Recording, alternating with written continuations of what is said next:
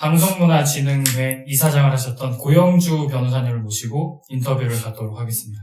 고영주 변호사님, 오늘 시간 내주셔서 고맙습니다. 예, 반갑습니다. 예. 우선 문재인 대통령과 관련된 질문부터 먼저 드리도록 하겠습니다. 예. 문재인 대통령이 2월 9일 평창올림픽 만찬장에서 존경하는 사상가 신영복이라는 발언을 북한 김영남 앞에서 했습니다. 어떤 의미라고 보십니까? 예, 문재인 대통령이 신영복을 존경한다고 한 거는 전에도 여러 번 있었습니다.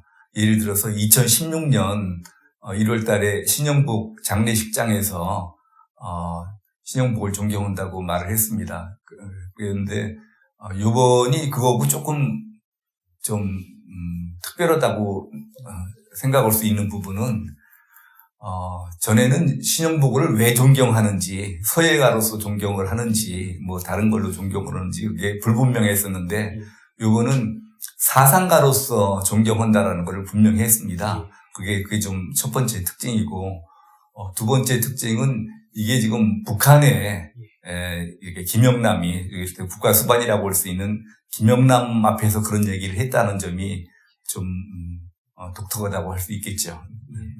그렇다면 존경하는 사상가 신영복이라는 발언을 함으로써 문재인 대통령이 갖고 있는 평소에 신념이나 이념을 더 확고했다고 보십니까? 그 다른 면으로도 아니고 예. 사상가로서 존경을 한다고 했기 때문에 예. 결국 신영복과 같은 사상을 가지고 있다고 밖에 예. 받아들일 수가 밖에 없지 않습니까? 예. 네. 그 신영복이 연루된 네. 통일혁명당 사건에 대해 좀 간략하게 설명해 줄 수 있으십니까? 예, 통일혁명당 사건은 제가 공안 검사를 하기 전에 그냥 공안 역사로만 알고 있는 얘기죠. 통일혁명당이 이제 적발이 돼가지고 1964년에 이제 인혁당 사건이 있었고 68년에 통역당 사건이 있었고 하는 그 이제 공안 역사의 이제 일부분인데 김종태가 북한에 가서 김일성을 몇 번씩 만나고 그렇게 했는데 그 부분에 대해서는 이미 신영복을 잘 아는 김문수 지사님이 지난번에 이미 다 말씀을 하셨고 예. 그런 것 같아서 제가 따로 더 드릴 말씀은 없습니다. 다만 명확하게 하자면은 반대한민국적인 운동이었다는 건 확실하잖아요. 그건 완전히 김일성을 몇 번씩 만나고 충성맹세를 하고 여기 간첩 조직이죠. 예. 그 신영복 이 교수가 전향 여부를 명확하게 밝히지 않았는데 이거는 전향을 하지 않았다고 보는 게 맞습니까? 아니면 전향 여부를 밝히지 않은 게 아니라 위장 전향을 하고 감형을 받아서 석방이 됐죠. 예. 그런데 나와서 그거는 그냥 형식적으로 쓴 것이다. 전향서를 쓰고 안 쓰고는 아무 문제가 없다. 실제로 배신을 하느냐 안 하느냐 그게 문제지. 전향서 쓴 거 그게 무슨 의미가 있느냐 이런 취지로 얘기를 해서 전향한 것이 아니라는 거를 밝혔죠. 네. 전향하지 않았다고 보시는 거예요? 예. 네. 네. 알겠습니다. 현 정부는 이른바 좌파 운동권 정권이라고도 합니다. 그 현 집권 세력에 대한 이념적 정의를 내려주실 수 있으십니까? 예, 이미 제가 말고 여러분들이 다 얘기를 했죠. 예. 주사파 정권이라고 했는데, 제가 과거에 이제 제가 알 수 있는 거는 예. 전대협이라는 게 있었습니다. 예. 1987년에 생겼나요? 88년에 생겼나? 하여튼 그런데, 그 당시 이제 한참 대학가에서 혁명론 가지고 논쟁이 있다가 결국은 CNP 논쟁이라고 그래가지고 CDR, NDR, PDR 이래가지고 혁명론을 논쟁을 하다가 결국은 이제 북한의 대남 적화혁명 노선인 NLPDR, 민족해방인민민주주의 혁명론으로 통일이 됐거든요. 그래서 그 당시 대학가의 혁명론은 전부 이제 NL로 통일이 됐었는데 이를테면 주체사상과 NL 혁명론을 신조로 갖고 있는 사람들이 중심이 돼서 전대협이 만들어졌기 때문에 특별히 내가 그런 주사파가 아니다라고 하기 전에는 전대협 출신이다 그러면은 이름은 주사파로 보는 것이 맞다고 봅니다. 그런데 현 정부의 가장 핵심이 될 수 있는 청와대에 주사파 출신들이 전대협 출신들이 많이 들어가 있다라는 거는 그게 우연한 일이 아니지 않느냐, 그렇게 보죠. 네. 대표적으로 주사파 출신 임종석 비서실장이 있습니다. 예. 공개적으로 사상 전향을 밝히지 않았는데 예. 전향했다고 보시는지, 혹은 이외에도 다수 운동권 출신 참모들이 있는데 이들은 어떻게 봐야 되는지 궁금합니다. 글쎄요,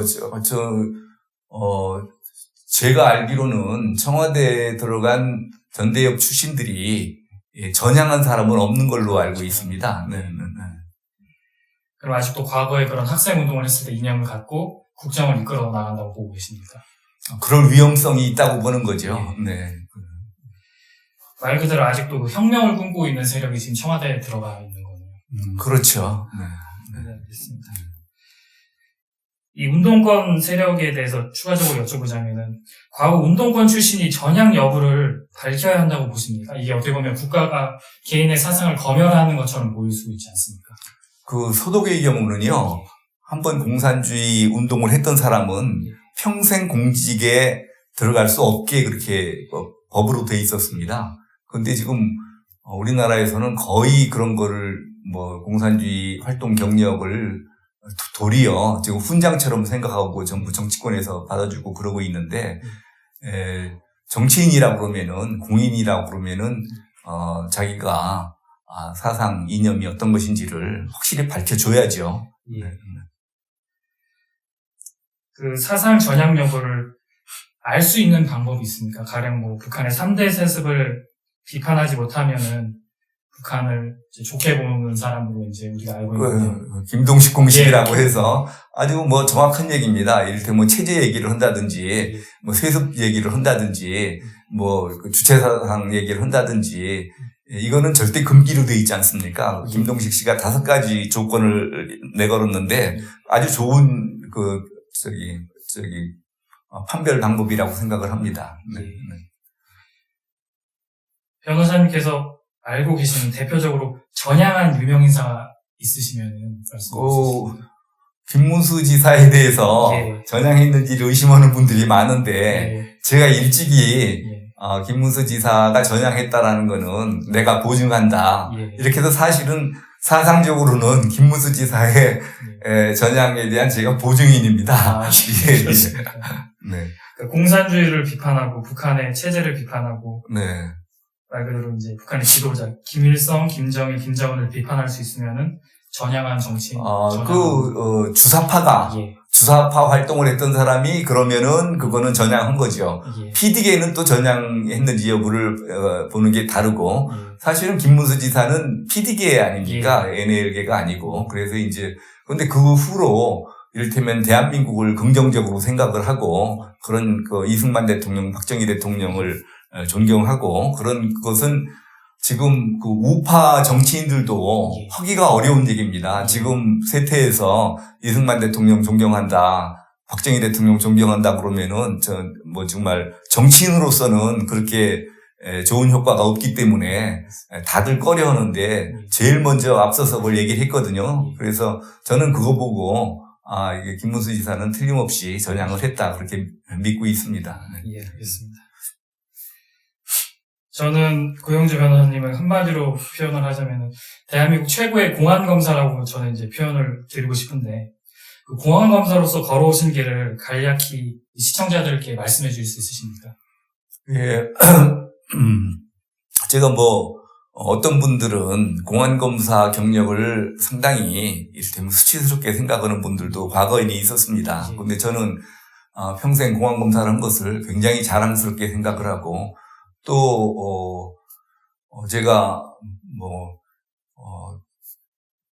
최초로 민중민주주의가 이적 이념인 것도 밝혀냈고, 전교조가 표방하는 참교육이 이적 이념인 것도 제가 처음으로 밝혀냈고, 한총련이 이적단체인 것도 제가 규정을 한 것이고, 물론 나와서 얘기지만 통진당이 그러니까 위원정당이라는 것도 제가 이론적으로 밝혔고, 그래서 하여튼 굉장히 보람이 있었다고 생각을 하고 있습니다.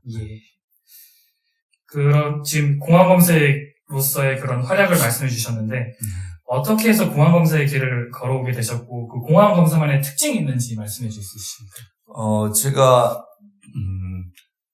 1980년도에 부산으로 이제 전근을 가게 돼서 82년 근데 5, 6월쯤에 처음으로 이제 이를테면은 그 전에 공판 담당을 오면은 전부 이제 익숙해질 때까지 공판을 담당합니다. 그러다가 이제 뭐 형사부, 공안부, 특수부 이렇게 배치가 되는데 처음에는 제가 특수부로 배치가 됐었어요. 뭐 배치가 됐다기보다는 특수부장께서 저를 불러서 같이 일해보자. 그래서 저는 내가 특수부에 배치되는구나. 근데 부산에서는 특수부 검사를 해야 이게 대우를 받습니다. 네. 그런데 발표가 났는데 공안부로 그때 처음 공안부가 생겨나면서 신생 공안부에 이제 배치가 됐어요. 그래서 웬일인가 알아보니까 그 당시 공안부장도 나를 자기가 쓰겠다.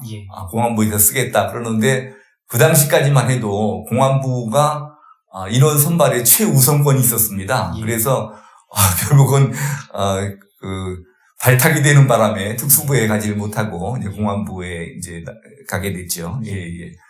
근데 이제 그 당시는 전국 대학에서 일제히 의식화 학습이 시작이 될 때입니다. 그래서 학생들이 의식화 학습을 받는 거하고 함께 제가 거기 진도에 맞춰서 이렇게 공부를 할 수 있게 됐어요. 그래서 차분하게.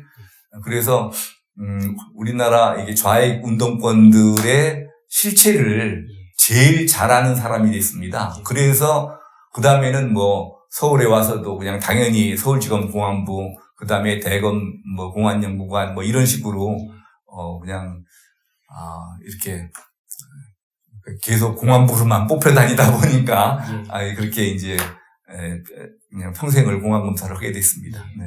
공안검사로서 수사를 하시면서 기억에 남는 사건 같은 게 있으십니까? 피의자나 뭐 많죠. 요새 제일 인구에 회자되는 불임 사건, 이제 공안검사가 되자마자 제가 맡았던 사건이고, 또 해방 이후 최대의 공안 사건이고, 그 최초의 반미 투쟁 사건인 부산 민무나원 방화 사건, 그런 식으로 해서 제가 직접 간접적으로 대한민국 큰 공안 사건에 관여하는 것이 거의 없을 정도로 다 관여를 했습니다. 네. 공안검사 과거 정부에서는 이제 말 그대로 엘리트 코스였었는데 민주화를 거치면서 점점 기피하는 부서가 됐습니다. 이제 노무현 정부 들어서는 공안에 대한 그런 거부감을 노골적으로 드러냈는데 노무현 정부에서 인사상의 불이익을 받은 걸로 알고 있습니다. 어떤 일이 있으셨는지 궁금합니다. 지금 그것도 제가 지금 기소된 내용입니다. 기소된 내용인데 제가 이제 인사상 불이익을 받았다 얘기를 했더니 이제 인사상 불이익을 준 적이 없다. 근데 사실은 검사는 이제 법무부 장관이 인사를 하는 거 아닙니까? 그러니까 자기 인사가 어떻게 이루어지는지를 모릅니다. 근데 그걸 어떻게 이루어졌는지를 알게 되는 그런 특수한 계기가 있었어요. 제가 광주고검 차장을 하다가 그 당시에 이제 그 위에 선배들이 뭐 15명 이상 검사장들이 이 집단으로 그러니까 그 일괄 사표를 내는 바람에 지금 뭐 후배들은 몇 계단씩 앞으로 이제 영전 승진 인사를 할 때 저는 이렇게 노무현 정부 시작되자마자 광주고검 차장에다가 대구고검 차장으로 이렇게 좌천성 이를테면은 수평 이동을 했거든요. 그런데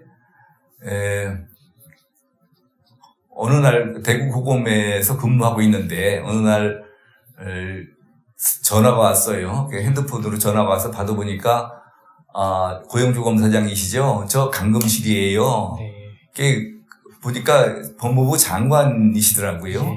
그래서 왜 그러시냐고 그랬더니 무슨 일이시냐고 했더니 이번 주에 서울 안 오십니까? 그래서 여기서 약속이 있어서 이번 주 서울 못 갑니다. 그랬더니 그러면 언제 오시나요? 그래서 다음 주에는 올라갑니다. 그럼 다음 주에 오시면 저를 좀 뵈요. 그러시더라고요. 그래서 이제 그 다음 주에 와서 서울지검 앞에 있는 어느 이제 한식당에서 같이 뵀어요. 근데 저는 그때만 해도 그 당시 이제 한총련 이렇게 합법화 문제하고 예. 전교조 합법화 문제 뭐 이런 문제 가지고 대검하고 법무부하고 의견이 달라가지고 굉장히 이렇게 시끄러울 때입니다. 그래서 장관께서 거기에 대해서 좀 알아보려고 저를 부르신 줄 알았어요. 왜냐면은 한총련을 이적단체로 규정한 것도 제가 한 거고 전교조가 그 표방하는 참교육 이적 이념인 것을 발견해서 전교조를 이제 이를테면은 전교조 선생님들을 해직시키는 데도 제가 관여를 했고 거기에 대해서 물어보려고 그러는 줄 알고 만나서 요즘 그 전교조 한총련 때문에 심려가 많으시죠. 우선은 이게 왜 그거를 한총련을 왜 이적단체로 규정할 수밖에 없었는지 전교조 참교육이 왜 이적 이념인지 그거를 쭉 설명을 먼저 다 해드렸어요. 뭐 저를 찾을 이유가 그거밖에 없다고 생각을 했어요. 근데 뜻밖의 이분이 그걸 다 듣더니 아이고 감사하다고 다른 데서는 절대로 들을 수 없는 얘기를 오늘 들었다고 그러면서 그렇지만 저 그런 사람 아니에요. 저 의심하지 마세요. 그러더라고요. 그러니까 제가 은연중에 강 장관도 뭐 그런 세력이 아니냐라는 그런 게 어떻게 비쳤었나 봐요. 저는 뭐 전혀 뭐 장관한테 그럴 리가 있겠습니까? 그러는데 저 의심하지 마세요. 저 그런 사람 아니에요. 그래서 그러면 저를 왜 보자고 그러셨습니까? 그러니까 요번에 이제 지난번에 처음 인사할 때는 이제 본인이 검찰에 대해서 아무것도 모르고 그냥 받은 대로 인사를 했는데 요번에는 자기가 이제 장관 된 이후에 처음으로 이제 실제로 이제 본인 인사를 하게 되는데 그야말로 적재적소에 좀 그 사람을 쓰고 싶어서 그래서 이제 각 분야를 물어보니까 뭐 강력부에는 조승식 검사장 뭐 그때는 이제 검사장 되기 전인데 이제 적합하다고 추천을 받고 보건부는 정동기 검사장이 뭐 적합하다고 추천을 받고 근데 공안부장을 대검 공안부장을 누구를 시키면 좋겠느냐 하고 검찰 선후배 좌우 뭐 안팎에 다 물어봐도 대검 공안부장은 고영주 검사장이 해야 된다라고 전부 그런다는 거예요. 그래서 그러니까 좀 대검 공안부장을 맡아달라. 그래서 이게 지금 저는 이를테면 공안 업무에서는 완전히 배제된 상태였거든요. 그 당시에. 그래서 이게 이분이 굉장히 순진하기도 하고 훌륭하기도 하고 근데 서로 한다고 하더라도 제가 그렇게 말씀을 드렸어요. 제가 여태까지 무슨 소신에 반해서 업무 처리를 한 적이 없는데 현 정부하에서 제가 대검 공안부장을 맡은들 제가 무슨 일을 할 수 있겠습니까? 말씀은 고맙지만 사양하겠습니다. 그랬더니 뭐 장관이 자리를 맡아달라고 이렇게 말씀하시는데 거기에 대해서 거절을 하니 이게 지금 뭐 더 할 말이 뭐가 있겠습니까? 근데 아주 어색하게 그 자리가 끝났어요. 그래서 저는 그걸로 끝난 줄 알았죠. 그냥 그래서 자리로 말하면 내가 대검 공안부장 평생 하고 싶었던 일이지만 그거는 노무현 정부 하에서는 그게 내가 일을 할 수 있는 자리가 아니라고 생각을 해서 거절을 했는데 그래 아쉽긴 하지만 하여튼 마무리 짓기를 잘했다 그러고 있는데 그 다음 주쯤 해가지고 대구에 가 있는데 또 전화가 왔어요. 전화가 와서 고영주 검사장이시죠? 저 감금실이에요. 또 그러시더니 예 무슨 일이신가요? 그랬더니 저 지금 청와대 들어가는 길입니다. 대검 공안부장 꼭 맡아주셔야 합니다. 이러는 거예요. 근데 아니 지금 인사안을 가지고 청와대 들어가시는 분한테 거기서 안 됩니다. 그러실 수도 없고 그래서 어쨌든 잘 알겠습니다. 그냥 그렇게 답변을 드렸어요. 그랬더니 그날 저녁 때 다시 전화가 왔어요. 아이고 죄송하게 됐습니다. 대검 공안부장은 안 되게 됐습니다. 그러니까 저는 다른 검사 같으면은 그게 인사가 어떻게 이루어지는지 모르지만 저는 장관이 나를 시키려고 했는데 청와대 들어가서 이게 안 됐구나라는 걸 아예 바보 천치가 아닌 나는 알죠. 예. 그런데 청와대에서 담당하는 사람이 누굽니까? 검찰 인사를 담당하는 사람은 민정수석 아닙니까? 그 당시 민정수석이 문재인 대통령이었고, 그래서 문재인 대통령이 나를, 그 당시 민정수석이 나를 비토온 것을 알게 됐죠. 예. 어지간하면은 장관 인사를 받아줍니다. 그게 특별한 사유가 없으면은. 그런데, 특히 이제 그 당시에는, 검찰 일에 관여하지 않겠다라고 청와대에서 막 그렇게 천명을 했을 때인데, 노무현 대통령이. 그런데 장관이 하려고 하는 인사를 오죽하면은, 그걸 거부를 했겠습니까? 그러니까, 나를 비토하는 거구나라고 알게 된 거지요. 네. 예. 이 검찰에서 남부지검장을 끝으로 검찰 생활을 마감을 하셨는데, 남부지검장으로 가시게 된 건 어떻게 해서 가시게 된 건가요? 그 후에 저는 사실상 이제 검찰에서는 이제 앞에 희망이 없다고 생각을 하고 사실 이제 사표 내는 생각을 했었죠. 그랬더니 공안 선배들이 극구 말리더라고요. 지금 내가 고검 차장검사로만 있다가 맞출 거면은 이게 무슨 의미가 있겠느냐. 그랬더니 선배들은 아니다. 검찰 인사라는 게 그럴 수가 없는 거다. 한 번만 더 좀 기다려봐라. 이제 그러고 있는데 이제 강금실 장관 전화도 받고. 근데 그 당시에 검사가 나가면은 변호사 개업을 해서 돈도 벌 수 있다라는 생각을 제가 했었으면은 그 당시에 바로 나왔죠. 근데 어떻게 저는 바보처럼 평생 제가 변호사를 한다라는 생각을 전혀 못 해봤어요. 그래서 나가면 그냥 연금으로 먹고 산다라고 생각만 하고 있었는데, 그래서 선배들이 말리고 그러면서 생각해 보니까 연금으로 먹고 사르나 고검 차장으로 월급으로 먹고 사르나 마찬가지고. 그러고 사실 욕심을 내서 그렇지 평생 검사장이 못 돼본 사람도 있는데 나는 그래도 고검 차장 검사장급이니까 그것도 됐는데 내가 불평할 게 아니다. 그렇지만 내가 무슨 검찰에 앞으로 희망이 있다든지 그런 생각은 못하고 그냥 지내고 있다가 아까 말씀드린 강금실 장관 그 일을 겪은 거 아닙니까? 그래서 이제 다시 이제 원위치가 된 거죠. 그래서 이제 일찍 휴가를 받아가지고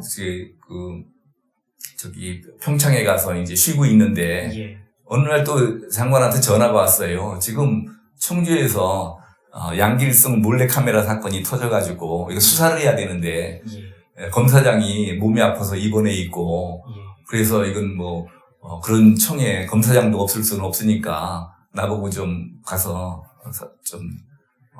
검사장을 좀 먼저 맡으라고 그러니까 사전 발령을 낸 거죠. 정식 인사가 있기 전에. 그래서 이제 부랴부랴 이제 청주지검장으로 이제 부임을 해야 됐죠. 그래서 제가 이제 고검차장을 면하게 된 겁니다.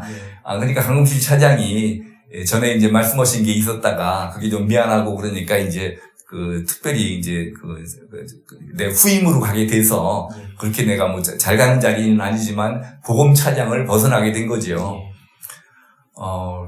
그런데 이제 그때 양길성 몰래카메라 사건이 나중에 잡고 보니까 검사가 범인이었잖아요. 근데 도저히 그거는 풀릴 수 없는 이게 추적할 수 없는 네 군데 단락이 있습니다.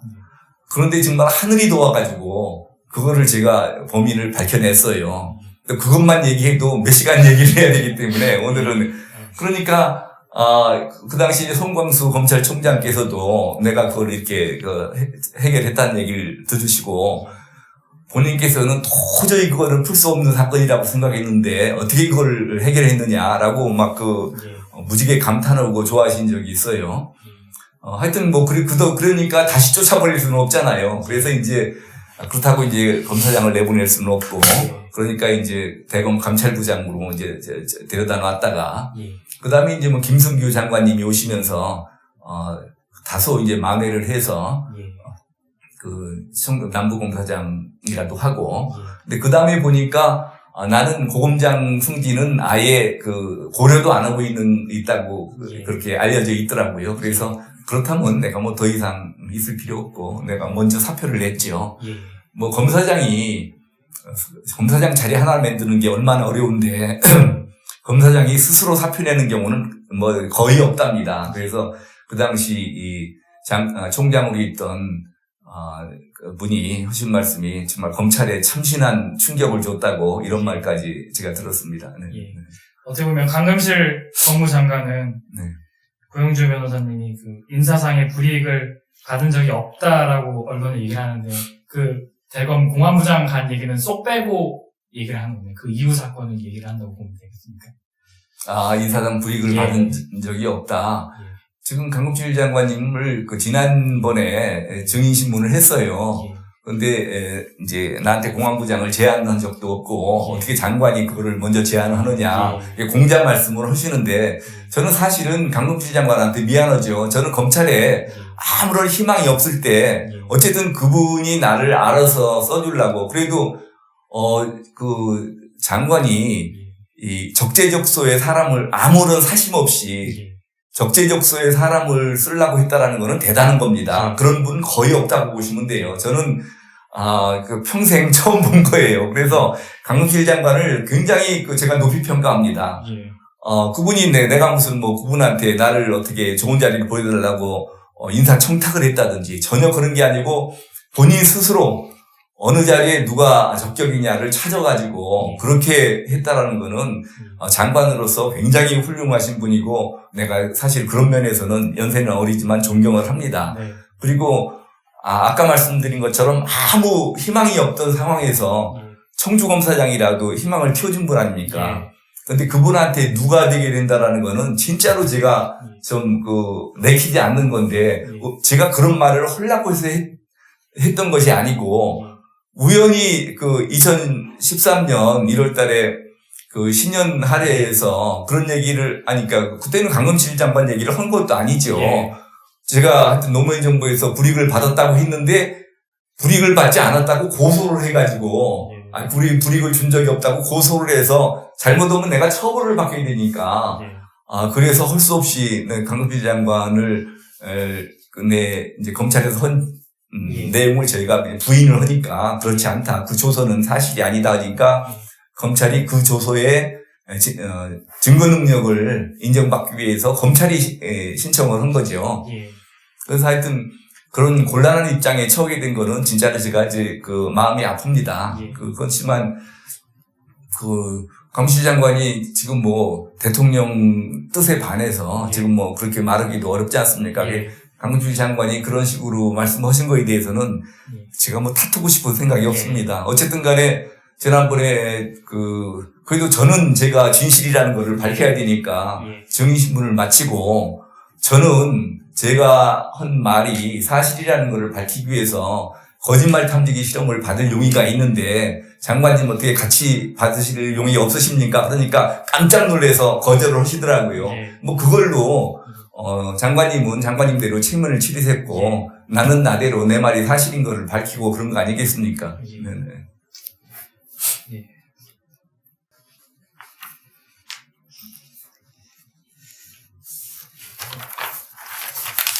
문재인 정부 출범 이후 이른바 국정원 개혁과 관련해서 공화원 검사들이 불이익을 받고 있다고 알려졌습니다. 검찰 내 전문 공화 검사의 명맥이 유지는 되고 있는지 궁금합니다. 제가 공안검사를 할 때, DJ 정부가 들었을 때 과거에 공안했던 사람들은 거의 대부분이 구공안이라고 그래가지고 전부 자리를 물러났습니다. 아주 사표를 내든지 보직이 이제 바뀌든지. 그리고 신공안이라고 들어온 사람들은 기본적으로 공안 경력이 없던 사람들이 이제 신공안이라고 그래가지고 공안 업무를 맡게 됐습니다. 그런데 이제 종전에 조금 있던 사람들도 또 신공안으로 맡은 사람들이 조금 공안 업무에 익숙해지려고 하니까 노무현 정부 들어서 또 구공안이라고 공안 업무를 조금이라도 해본 사람들은 거의 다 몰아냈습니다.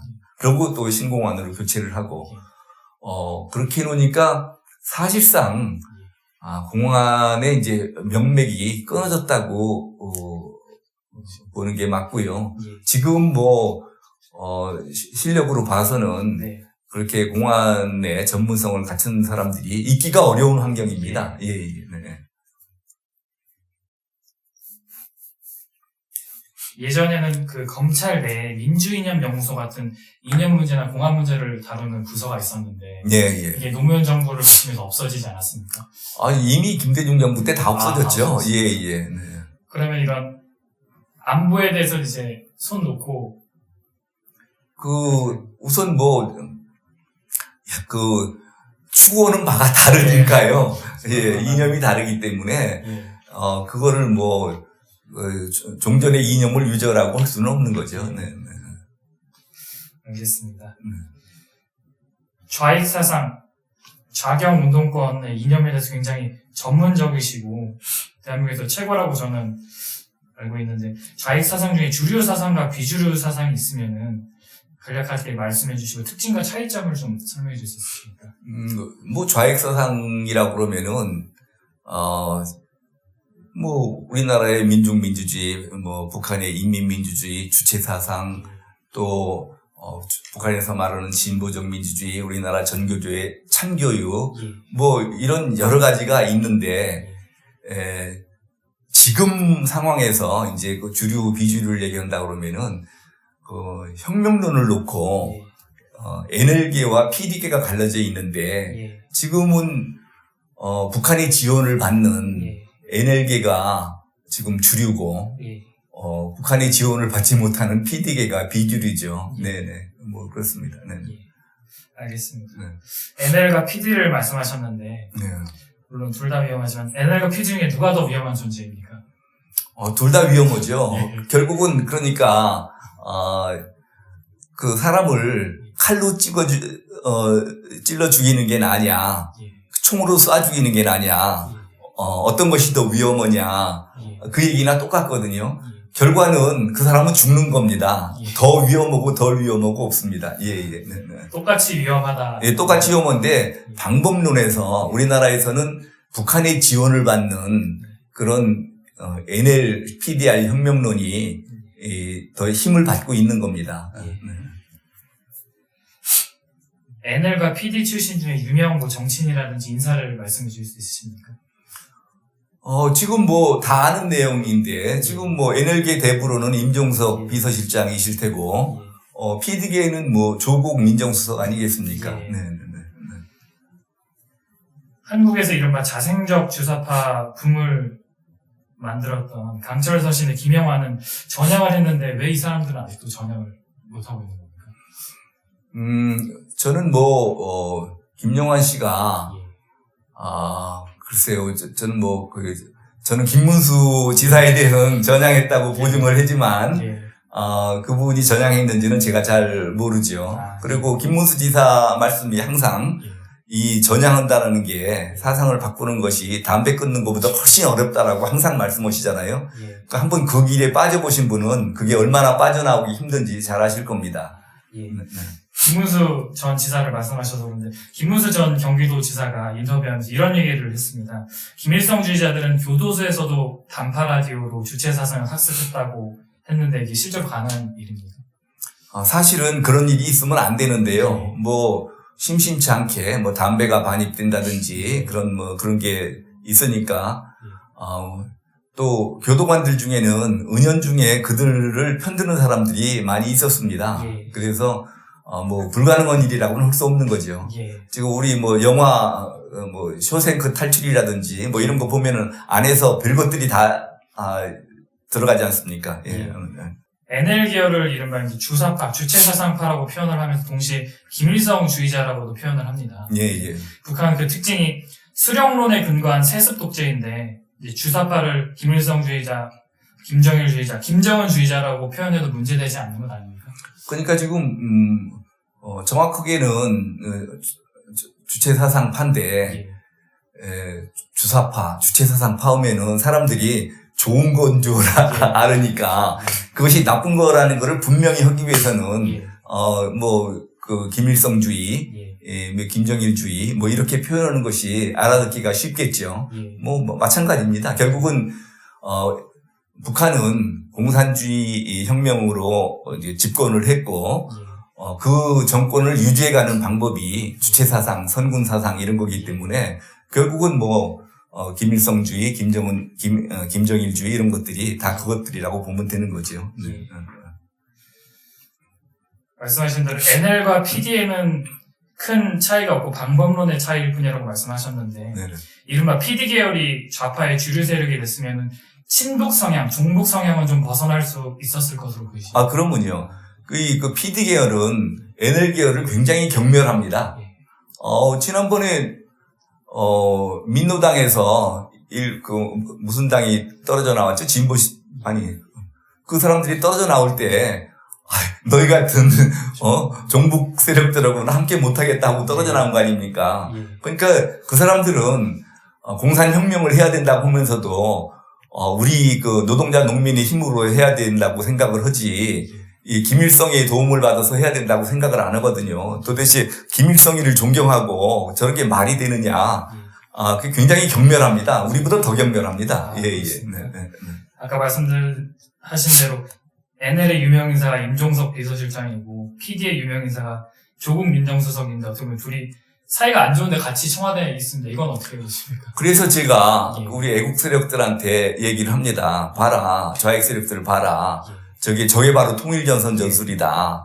통일전선 전술이라는 거는 혼자 힘만 가지고 목표를 달성하기 어려울 때 그 주변의 세력들하고 목표만 동일하면은 약간의 다른 사람들이라도 힘을 모아서 목표를 달성하는 것이 통일전선 전술이거든요. 지금 저 사람들은 탄핵이라든지 선거 과정에서 통일전선 전술을 써가지고 저렇게 정권을 획득한 다음에 그 자리를 조금 나눠준 거죠. 예. 사실은 뭐 NL계가 대부분 차지하고 PD계에는 거의 뭐 조국 수석 하나 이렇게 자리를 해준 거 아니겠습니까? 네. 말씀하신 대로 저희가 이렇게 인터뷰를 하면서 PD 계열, NL 계열, 뭐 주체사상 이런 용어가 일반인들은 굉장히 어렵습니다. 대표적으로 뭐 사회주의와 공산주의가 비슷한데 그 차이점은 명확하게 또 구분하기가 어려운데 사회주의, 공산주의, 민중민주주의, 인민민주주의, 진보적 민주주의 이런 용어에 대해서 좀 설명해 주실 수 있으십니까? 제가 지난 1월 달에 이거를 설명하느라고 신의 한수에서 2시간 동안 강의한 거 알고 계세요? 사실은 그거 설명을 하려고 그러면은 그 정도로 설명을 해야 오해가 없습니다. 왜냐면은 잘못 얘기하면은 좌익 세력들의 선전 이론만 설명을 하게 돼요. 좌익 세력들은 기본적으로 좌익 이념이라는 건 뭐냐면은 사회적 약자를 이용해서 정권을 획득하려는 사기극입니다. 왜 사기극이냐? 정권을 획득하면은 뭐 여러 가지 혜택을 줄 것처럼 그렇게 얘기를 해서 혁명에 끌어들인 다음에 막상 혁명이 성공을 하면은 기존에 가지고 있던 주권과 다른 자유 권리까지 다 뺏어가 버리기 때문에 이게 사기라는 거죠. 그런데 사람들이 왜 그 사기에 속아 넘어가느냐? 이 사기 수법이 기기묘묘하기 때문에 그렇습니다. 어떤 사기 수법을 쓰느냐? 첫 번째가 이론이 이중구조로 되어 있습니다. 우리가 알고 있는 거는 좌익의 공산주의 선전 이론입니다. 우리는 지금 공산주의 선전 이론밖에 못 듣습니다. 그렇지만 자기네들이 실제로 적용하는 이론은 따로 있습니다. 실천 이론이라고 그래가지고. 그래서 이론이 이중구조로 돼 있어가지고, 우선 우리는 선전 이론밖에 못 들으니까 저 사람들이 실체를 몰라요. 두 번째가 용어 혼란 전술을 씁니다. 같은 말을 써도, 그게 뜻하는 바가 전혀 다릅니다. 민족이라고 그러면 우리 한 결에 이렇게 생각하지만 저 사람들이 민족이라고 그러면은 주한미군 철수를 얘기합니다. 우리가 미제국주의 식민지 하에 있다. 그래서 민족 얘기하면은 이거는 미군을 몰아내고 민족 해방을 해야 된다 하는 뜻이 들어 있어요. 그리고 평화라고 하면은 온 세상이 공산화된 상태를 평화라고 봅니다. 우리는 전쟁이 없는 상태가 평화라고, 평화는 좋다고 그러지 않습니까?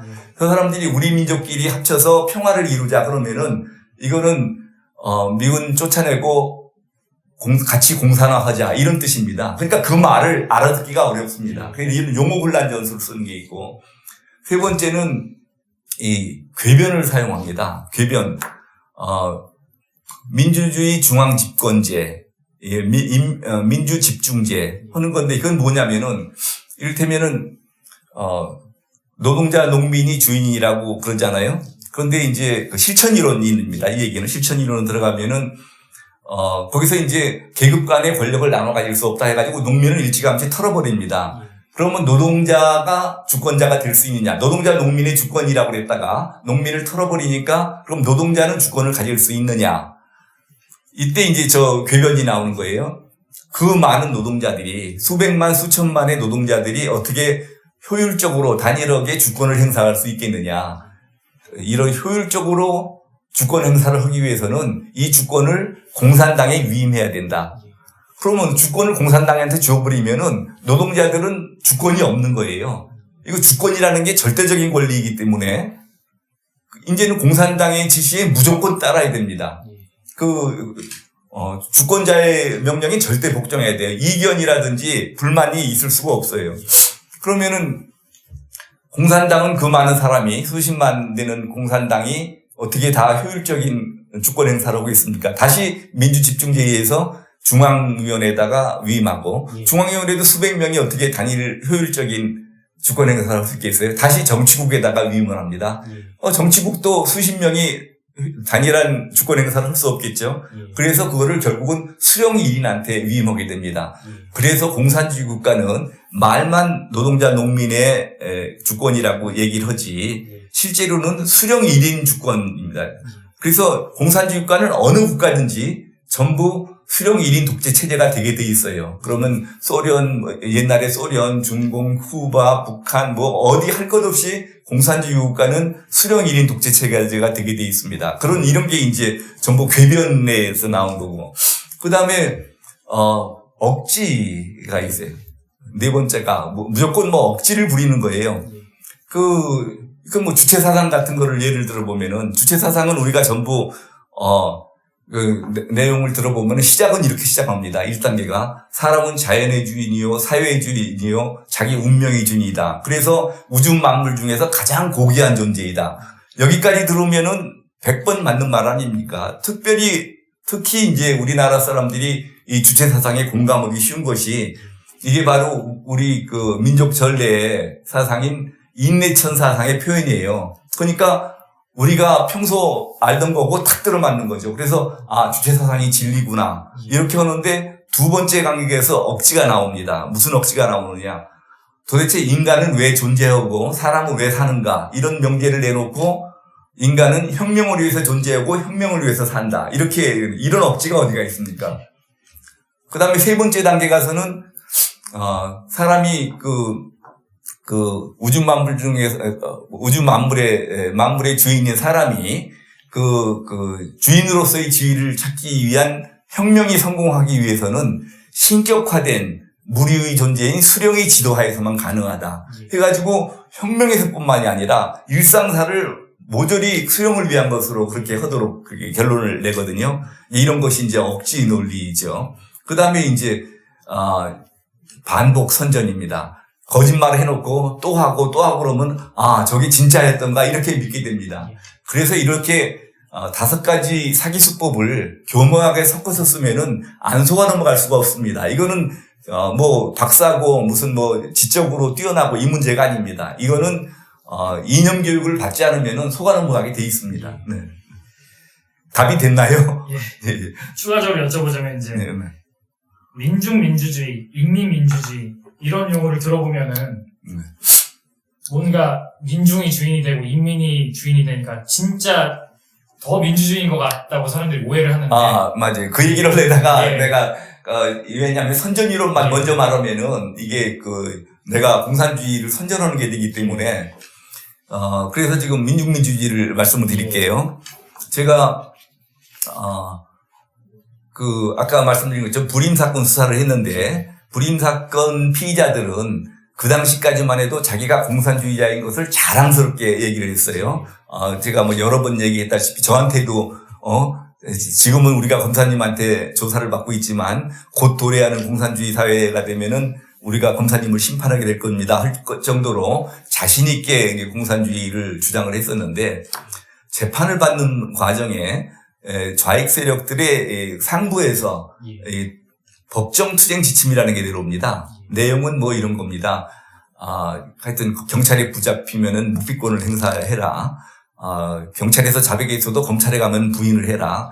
검찰에서 부인했어도 법원에 가면 또 부인해라. 제일 중요한 것이 자기가 공산주의자인 것은 절대로 밝히지 말아라. 이런 게. 그래서 그 이후로는 자기가 공산주의자라는 말을 안 하게 돼요. 그러면 그 사람들이 공산주의 신념을 버렸을까요? 안 버리죠. 그거를 민중민주주의라는 말로 바꿔서 쓰는 겁니다. 그게 처음에는 이런 책이나 이런 데서 민중민주주의라는 말이 나오는 거예요. 그리고 내용을 보면은 이게 지금 북한의 인민민주주의하고 비슷한 내용들이 계속 나오는 겁니다. 그래서 이건, 인민민주주의나 마찬가지 아니냐, 이적 이념이다라고 조사를 하면은 뭐라고 그러냐면은, 용어가 비슷하다고 또 용공 조작을 하려고 그러느냐, 이렇게 나오는 거예요. 그래서 답답해하고 있는데 1985년에 고대에서 화염병 시위를 준비하고 있다고 그렇게 첩보가 들어왔어요. 그 당시에는 시위했다 그러면 화염병 날르고 쇠파이프 강목 휘두르고 그럴 때니까. 그래서 제가 압수수색 영장을 받아가지고 경찰서에 주어서 학생회관을 압수수색 해오라고 했어요.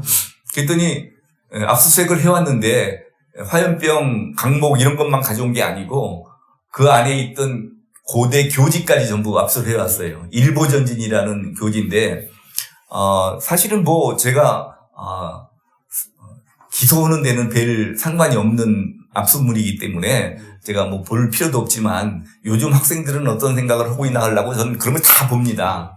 봤더니 눈에 딱 띄는 말이 있었어요. 제목이 이철 의원의 발언과 민중민주주의.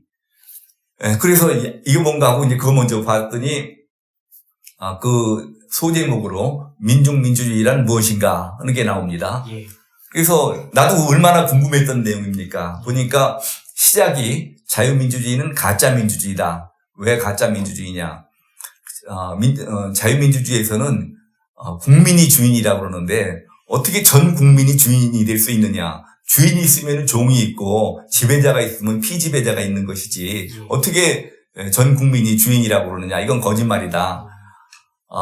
이거는 말만 국민이 주인이라고 해놓고 실제로는 소수의 부르주아가 다수인 민중들에 대해서 독재를 행하는 부르주아만을 위한 부르주아 민주주의고 부르주아가 민중계급의 독재를 하는 부르주아 독재다. 근데 부르주아 민주주의, 부르주아 독재가 똑같이 쓰이는 게 이상하죠. 그거 하려면 조금 더 설명이 필요하고 그래서 어차피 어느 계급이 다른 계급에 대해서 독재를 해야 된다고 그러면은 소수인 부르주아 계급이 다수인 민중 계급에 대해서 독재를 하는 것보다는 다수인 민중 계급이 소수인 부르주아 계급에 대해서 독재를 하는 것이 더 민주주의적이다. 이렇게 돼 있는 거예요. 이거는 아까 제가 그냥 우선 급해서 공산주의 실천 이론만 말씀드렸는데 공산주의 선전 이론에 나오는 내용입니다. 그러니까 그 공산주의 이론을 설명하는 것과 민중민주주의 이론을 설명하는 것이 노동자, 농민이 민중으로만 바뀐 것 뿐이지 구조가 똑같습니다. 그래서 내가 이것은 이건 변형된 공산주의다. 그래서 이게 이적 이념이다. 그래서 그거를 이제 학생 둘을 저자하고 홍보부장을 고대를 구속하겠다고 국가보안법으로 인지해서 구속하겠다고 대검에 품신을 했습니다. 중요한 사건은 미리 대검 공안부에다가 그 보고를 하고서 해야 돼요. 근데 대검 공안부가 발칵 뒤집힌 거예요. 아니 도대체 검찰이 국가보안법 사건을 인지한 적이 없고, 그리고 국가보안법 같은 거는 경찰이나 안기부나 기무사나 이런 데서 해다가 오면은 검찰이 조사해서 기소를 하는 거지, 검찰이 그거를 직접 인지한 적도 없고, 다른 사람도 아니고, 고대 학생 2명을 구속했다고 그러니까 깜짝 놀래가지고 한번 올라와 보라고. 그 당시 이제 대검 공안부장님이 최상엽 공안부장님이라고 그래가지고 진짜 평생 공안만 하신 분입니다. 뭐 간첩 수도 없이 많이 하셨고. 그런데 이분도 하시는 말씀이 우리 이 기자님하고 똑같은 말씀 하시는 거예요. 아니, 민중이 주인이 되는 나라를 만들겠다는데 도대체 뭐가 잘못이냐. 근데 이제, 결국은 이제, 아까 말씀드린 것처럼, 이제, 그런 식으로, 민중이 주인 되는 나라를 만들겠다고 그래가지고, 민중혁명을 일으켜서, 민족민주주의 이 사회가 되면은, 그 다음에는 이제 공산주의 사회로 가기 위해서, 아까는 노동자, 농민, 공산주의 이론을 설명하니까 농민 털어내는 얘기만 했잖아요. 그럼 그 다음에 도시빈민, 지식인 이런 거는 다 지식인들이 제일 먼저 떨려라는 겁니다. 예. 그거는 정치론인데 방해가 되니까. 이제, 그러니까 통일전선 전술로 노동자, 농민만 하려다가 그 주위에, 도시빈민, 중소상인, 하급관리, 하급군인, 학생, 지식인, 이런 사람들을 붙여가지고, 이제 혁명 세력을, 동맹군을 넓힌 거죠. 그것뿐이고, 궁극적으로는 공산주의로 가는 거죠. 이론도 공산주의고 똑같고, 그러니까 힘이 부족하기 때문에, 이제 민중이라는 세력을 넓힌 거죠. 그래서 이건 공산주의를 가는 과도기적인 형태입니다. 이것이 아까 말씀드린 사기극인 것은 그런 공산주의 사회로 가서, 민주주의 중앙집권제 이론에 의해서 다 털어내고 결국은 수령 1인 독재로 가는데 그 과도기적인 것이 이제 민중민주주의인데 인민민주주의는 이제 사실상 똑같은 거죠. 사실상 똑같은 건데 민중민주주의를 주장하는 사람들은 인민민주주의보다 그 인민보다 민중이 더 넓다. 이렇게 주장을 하는 거죠.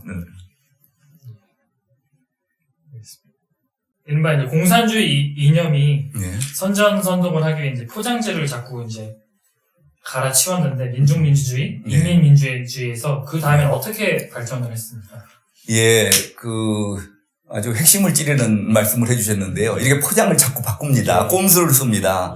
아까 말씀드린 것처럼 이제 공산주의라고 하면은 이제 재판에서 불리한 처분을 받게 되니까 공산주의라는 말을 쓰지 말라고 그래가지고 이제 민중민주주의로 바꿔서 그렇게 쓴다가 이제 저한테 적발된 얘기를 아까 말씀드렸죠. 그래서 그러니까 이제 그것이 유죄 판결이 확정되니까 그다음부터는 이제 민중민주주의라는 말도 못 쓰게 됐습니다.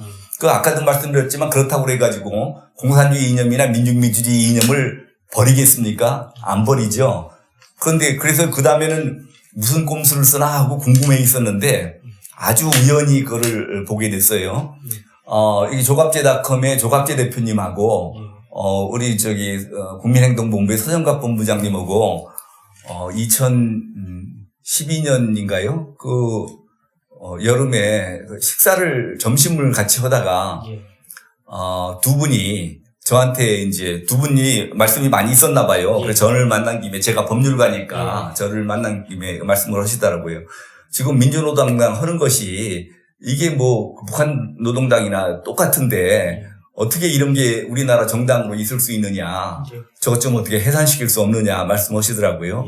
그래서 제가 알겠다고 검토를 해보겠다고. 그리고 이제 사무실에 가서 민주노동당 강령을 찾아봤습니다. 그랬더니 보니까 딴 사람이 보면 무슨 소리인지 모르죠. 거기에 이제 민중민주라는 말을 안 쓰고 민중이 주인이 되는 나라를 만들어야 된다. 민중 주권을 확보해야 된다. 진보적 민주주의를 수립해야 된다. 그러니까 진보적 민주주의라는 말 아래에 과거의 민중민주주의 내용을 그대로 써놨더라고요. 그래서 이게 됐다. 그런데 이제 그러면은 위원정당이 되려고 그러면은 그냥 헌법에 반한다고 무조건 정당 되는 게 아니에요. 헌법에 반하는 일은 무지개 많죠. 헌법 중에서 민주적 기본 질서, 자유민주적 기본 질서에 반해야만 위원정당이 되는 겁니다. 그런데 그러면은 민중 주권을 주장했으니까 국민 주권주의에 반하는 거 아닙니까? 그래서 이거는 틀림없이 위원정당으로 할 수 있겠다 하고서 그래도 근거를 찾아야 되니까 우리나라 헌법재판소에서 민주적 기본 질서의 내용이 뭔가에 대해서 이미 결정이 나와 있어요. 지금 헌법재판소의 결정에 대해서는 판결이라고 안 하고 결정이라고 그러는데 결정례가 있는데 거기를 보니까 국민주권이란 말이 빠져 있는 거예요. 그러면은 민주적 기본 질서에 위반된 게 없지 않습니까? 그래서 이게 낭패다 하고서는 근데 이게 지금 우리나라 그 판례 이런 걸 보면은 대개 외국 거를 갖다 베낍니다. 그래서 서독연방헌법재판소 결정례를 봤어요. 그랬더니 거기는 맨 첫 번째 국민주권주의가 맨 첫 번째에 나오더라고요. 민주적 기본 질서의 내용으로.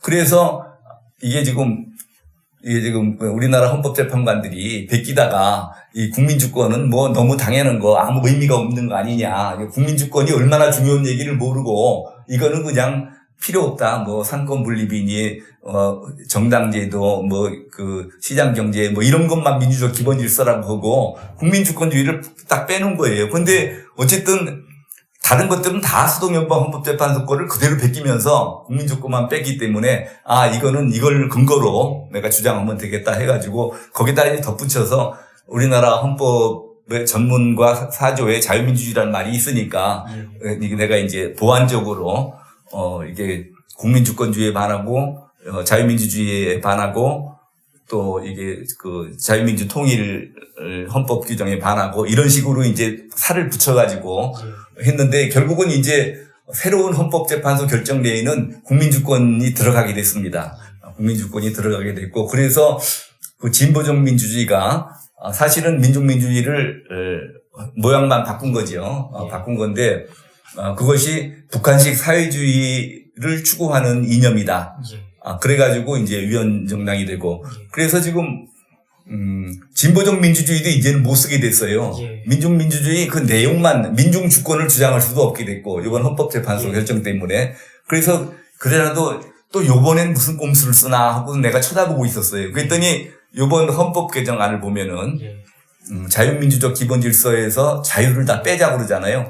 그러니까 이 사람들 꼼수가 자유민주주의가 떨어진 그러니까 자유민주주의는 가짜 민주주의라고 주장을 하고 있기 때문에 자유가 떨어진 민주주의는 이거는 공산주의, 인민민주주의, 민족민주주의, 진보적 민주주의 똑같이 다 공산주의라는 얘기죠. 이제 그렇게 이제 공산주의 헌법으로 바꿔가려고 지금 했던 것이 이제 우리가 아우성을 쳐서 그런지 어쨌든 간에 이번 민주당에서는 자유를 빼는 안을 이를테면은 철회하겠다고 그렇게 했는데 또 모르죠. 대통령이 무슨 안을 내놓을지. 네네.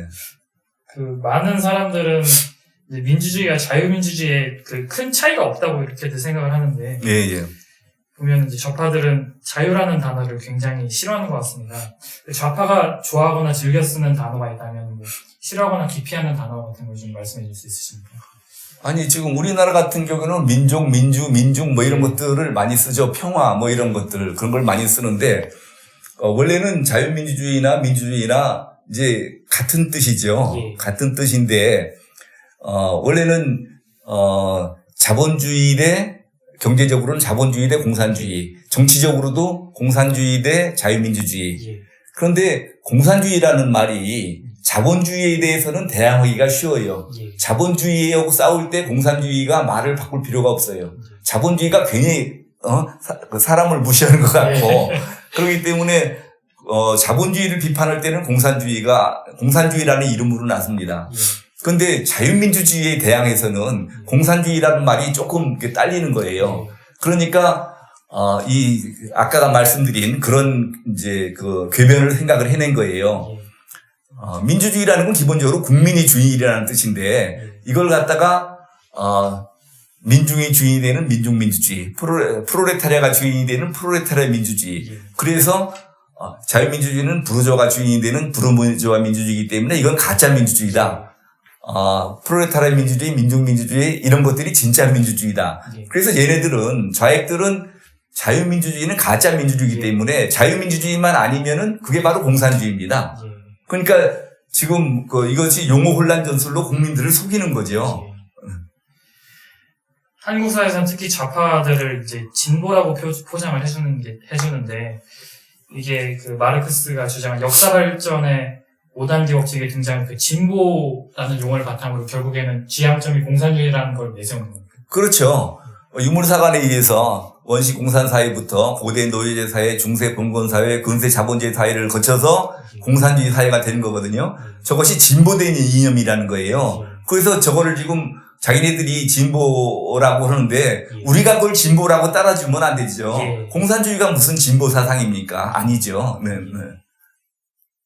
한국 사회에서 대표적으로 잘못 쓰이는 용어라고 볼 수 있겠네요. 아, 그러면요. 예. 그건 저는 제가 검찰에 퇴직하고 나서 이게 애국단체 활동을 하면서 계속 제가 진보라는 말 쓰지 말자라고 네, 제가 주장을 해왔던 겁니다. 네. 혹시 대체할 만한 단어가 있습니까? 그래서 제가 우리를 보수라고 하니까 진보가 되잖아요. 예. 보수란 보수란 말을 쓰지 말자. 우리는 뭐라고 그러냐? 애국인사, 애국단체, 애국진영, 예. 애국활동 이렇게 쓰고, 그럼 상대는 뭐 종북이든지 이를테면은 뭐 좌익이든지 뭐 이런 그 경우에 따라서 예. 그렇게 쓰면 되죠. 네. 예, 알겠습니다. 다음은 이제 자유민주 체제에 대해서 좀 더 질문을 드리겠습니다. 자유민주주의 체제가 갖는 최대의 약점이 체제를 위협하는 자유까지 허용할 수 있다는 그런 약점을 갖고 있습니다. 네. 이 약점을 보완하기 위해 어떤 논리를 가져야 되는지 설명해 주실 수 있습니까? 예. 뭐 예를 들어서 말씀드리면은 박원순 시장 같은 분은 지금 우리나라에서도 공산주의 이념을 선전할 수 있어야 진정한 자유민주주의라 할 수 있다. 이렇게 얘기를 하지 않습니까? 예. 자유민주주의는 다양성을 존중하기 때문에 어떠한 사상도 주장할 수 있어야 된다. 이렇게 얘기를 하죠. 근데 그거는, 정말로 이제 뭘 모르는 얘기입니다. 왜냐면은, 이거는 지금 1919년에 독일 혁명이 성공해가지고 독일 민주공화국이 성립이 됐는데, 그때 독일 민주공화국의 헌법을 독일의 바이마르 지방에서 그게 헌법이 제정이 됐어요. 초안이 마련이 됐어요. 그래서 우리나라 제1공화국, 제2공화국 하듯이 독일 민주연방공화국을 그 당시에 바이마르 공화국이라고 그러고 그 헌법을 바이마르 헌법이라고 합니다. 근데 바이마르 헌법은 그야말로 이를테면 국민들을 보면은 최고의 모범적인 헌법이에요. 국민의 자유와 권리를 최대한 보장하는 그런 헌법입니다. 국민의 자유와 권리를 워낙 보장하다 보니까 이 체제를 유지할 제도적 장치가 부족했던 겁니다. 그래서 1933년에 히틀러가 완전히 합법적으로 나치 정권을 세운 거예요. 그래서 1945년에 이제 독일이 패해서 서독과 동독으로 갈라져서 서독이 들어선 후에 서독 연방 헌법재판소에서 이 잘못을 뼈저리게 지금 후회를 해가지고 자유민주주의가 아무리 다양성을 존중하는 제도라 하더라도 자유민주주의 자체를 해하려는 행위를 용납해서는 안 된다. 그게 이제 내세운 것이 방어적 민주주의 원리입니다. 그래서 지금은 자유민주주의 국가, 현대의 모든 자유민주주의 국가가 다 헌법의 기본 원리로 방어적 민주주의 원리를 채택하고 있습니다. 그러니까 아까 박원순 시장 같은 말씀은 우리가 자유민주주의니까 공산주의 이념도 선전할 수 있어야 될 거 아니냐. 이런 거는 과거에 1919년대 바이마르 헌법 당시에나 적용되던 얘기지 지금은 그런 헌법을 갖고 있는 데가 없습니다. 예. 방어적 민주주의의 핵심은 자유를 최대한 허용하되 자유를 파괴하는 자유는 줄 수 없다. 맞습니다. 예, 예. 이 방어적 민주주의의 그 논리로 통합진보당을 해산했다고. 그러니까 방어적 민주주의의 그 정신이 우리 헌법상의 위헌정당 해산 제도에 들어가 있는 겁니다. 그러니까 위헌정당이라고 그래가지고 국민의 뜻에 맡기지 않고 헌법재판소에서 해산할 수 있느냐 이러면은 우리 헌법을 무시하는 얘기입니다. 방어적 민주주의 원리를 무시하는 얘기고. 네. 한국 사회가 작용화된 흐름을 대충 이제 말씀드리면 1980년대에는 대학가가, 90년대에는 노동계가, 2000년대에는 이제 초중 고교가 작용화됐습니다. 운동권과 민주노총, 전교조, 이른바 좌익 악순환 구조가 됐는데 이 민주노총과 참교육을 내세우는 그 전교조의 특징에 대해서 좀 말씀해 주실 수 있으십니까? 전교조는 민주노총의 이제 한 예. 부분이죠. 예. 민주노총은 뭐 잘 알다시피 자기네들 스스로 해방 직후에 있었던 좌익 노동기구 전평, 예. 전국 노동자 평의회의 후예라고 스스로 자부를 하고 있습니다. 예. 이거는 아마 모토가 협상을 통해서 열을 얻는 것보다는 싸워서 하나를 얻는 게 낫다. 뭐 이런 굉장히 이제 호전적인 단체죠. 예, 그 뭐 전교조는 그 안에서 이제 핵심 단체입니다.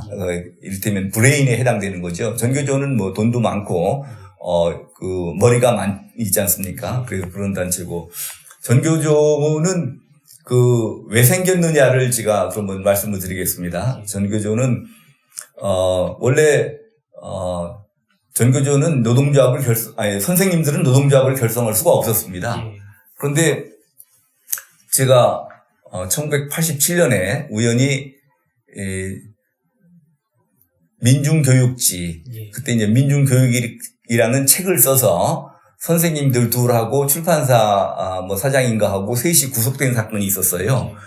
그것을 다른 사람이 이제 구속해놓고 전근을 가서 제가 그 일을 맡아서 공판을 제가 관여하게 됐습니다. 그러면은 그 공판 관여하는 사람은 뭐 공판 카드 있는 대로만 읽고 하면 그만인데 저는 그 사건의 압수물들을 다 살펴봤어요. 그런데 뭐 책자, 민중교육이라는 책은 물론이고 거기에 압수된 노트, 메모 이런 걸 다 봤습니다. 그런데 보다 보는데 노트에 재미난 말이 써 있는 거예요. 뭐라고 되어 있냐면은 이렇게 그 대학가가 완전히 이렇게 의식화됐는데 자기네들 말로 이제 좌경 의식화됐다는 겁니다. 의식화가 됐는데 왜 아직까지 민중혁명이 성공되지 않느냐. 우리는 학생들이 저렇게 좌경화돼가지고 걱정인데 얘네들은 왜 좌경화됐는데 아직도 혁명이 성공 안 되느냐. 그걸 초조해하고 있는 거예요. 자기네들끼리 토론을 회의록 같은 건데 뭐라고 토론하냐면은 대학생들이라는 게 머리에 먹물이 들어있어서 아무리 아는 게 있어도 실행하는 데는 한계가 있다. 그럼 어떻게 하면 혁명이 성공될 수 있느냐. 4.19, 이 사람들은 혁명의 성공 사례로 4.19 혁명을 봅니다. 민주혁명 사례로. 4.19 혁명 때를 봐라. 그때는 대학생들뿐만 아니라 초등학생, 중고등학생들이 다 뛰어나오지 않았느냐. 그래서 초등학생, 중고등학생들을 거리로 끌어내야 혁명이 성공할 수 있다. 그럼 어떻게 하면 초등학생, 중고등학생들을 거리로 끌어낼 수 있느냐. 이 초등학생, 중고등학생들을 의식화시켜야 된다. 근데 대학생들은 지네들이 알아서 스터디 그룹 같은 걸 만들어서 서로 의식화가 되지만 초등학생, 중고등학생들은 그렇게 기대할 수는 없으니까 선생님들이 노동조합을 결성해서 선생님들을 지도하에 학생들을 의식화시켜야 된다. 이런 내용으로 되어 있었어요. 그래서 저는 그걸 읽고 우선 그 당시에 노동조합이라는 것이 이제 허용되질 않았었고 선생님들의 뭐 이런 황당한 얘기를 하나 그냥 그러고 말았었는데 그냥 누가 그냥 좀 황당한 생각을 하는 사람들이 그냥 써놨나 보다 했는데 그게 89년이 되니까 선생님들이 이제 전교조를 그러니까 노동조합을 만든다고 해서 막 정부가 난리가 난 거예요. 틀림없이 노동조합을 만드는 건 위법한 일인데 벌써 그 당시 5월 28일인가 뭐 되니까 노동조합 가입한 사람이 벌써 2만 명이 넘었어요. 그 2만 명을 다 자를 수도 없고 어쨌든 간에 뭐 대책은 세워야 되겠고 그래서 그때 저는 그때 대검 공안연구관으로 있으면서 노동을 담당하고 있습니다. 사실은 노동조합이니까 노동연구관이 맡아도 되는데 그 학교의 선생님들이 관한 일이라고 그래가지고 정부 부서에서는 교육부 장관이 그거를 맡고 있었어요. 그래서 교육부가 맡으니까 우리도 거기에 대응하는 학원 담당이 맡는 그런 식으로 돼 있었습니다. 그래서 그거는 뭐 우선 나는 일이 바쁜데 학원 전담 일이니까 내가 관여하면 방해가 될 수도 있고 거기서 관여를 안 하고 있었는데 하루는 공안기획관께서 우리 그 연구관을 관할하시는 분입니다. 그 당시에 회의를 소집하는데 그 당시 공안연구관이 6명을 이렇게 모아놓고 회의를 하는데 도대체 이 전교조가 얘기하는 참교육이라는 게 뭐며 왜 갑자기 선생님들이 노동조합을 만들겠다고 그러느냐. 그전에는 생각하기 어려운 얘기였습니다. 선생님이 노동조합이라니 이럴 때니까. 근데 뭐 다른 분들은 아무도 모르더라고요. 뭐 그 학원 담당도 모르고. 그래서 저는 아무 생각 없이 과거에 제가 본 게 있으니까 그 얘기를 쭉 해드렸습니다. 참교육이라는 게 일본 교육 황폐화의 주범이라고 하는 일본 교원 노조가 표방하는 참 진짜 진교육을 우리말로 바꿔서 참교육이라고 하는 겁니다. 일본 교원 노조는 일본 사회당 계열인데 일본 공산당보다 더 왼쪽에 있는 그 정당입니다. 그런데 그러면 그 참교육의 내용이 뭐냐? 지금까지 교육은 가짜 교육이다. 왜 가짜 교육이냐? 이거는 또 이제 저쪽의 선전 이론이기 때문에 또 이게 아까 실천 이론은 알고 계시죠? 네, 그걸 꼭 기억을 해야 됩니다. 지금 학생들은 그 다 민중 계급의 자식들이고 대부분이 부르주아 계급의 자식은 극소수고 이 학생들이 졸업 오면은 사회에 나가면 거의 다 민중 계급이 될 텐데 그러니까 부르주아 계급으로 이제 상승하는 사람은 거의 드물고 그럴 텐데 민중 계급의 자식이고 앞으로 민중 계급이 될 사람들한테 자본가를 위한 교육인 자본주의 교육을 시키는 거는 이건 가짜 교육이다. 그럼 어떤 것이 진짜 교육이냐? 민중이 주인이 되는 나라를 만드는 능력을 키워주는 교육, 민중 혁명 역량을 키워주는 교육이 진짜 교육이다.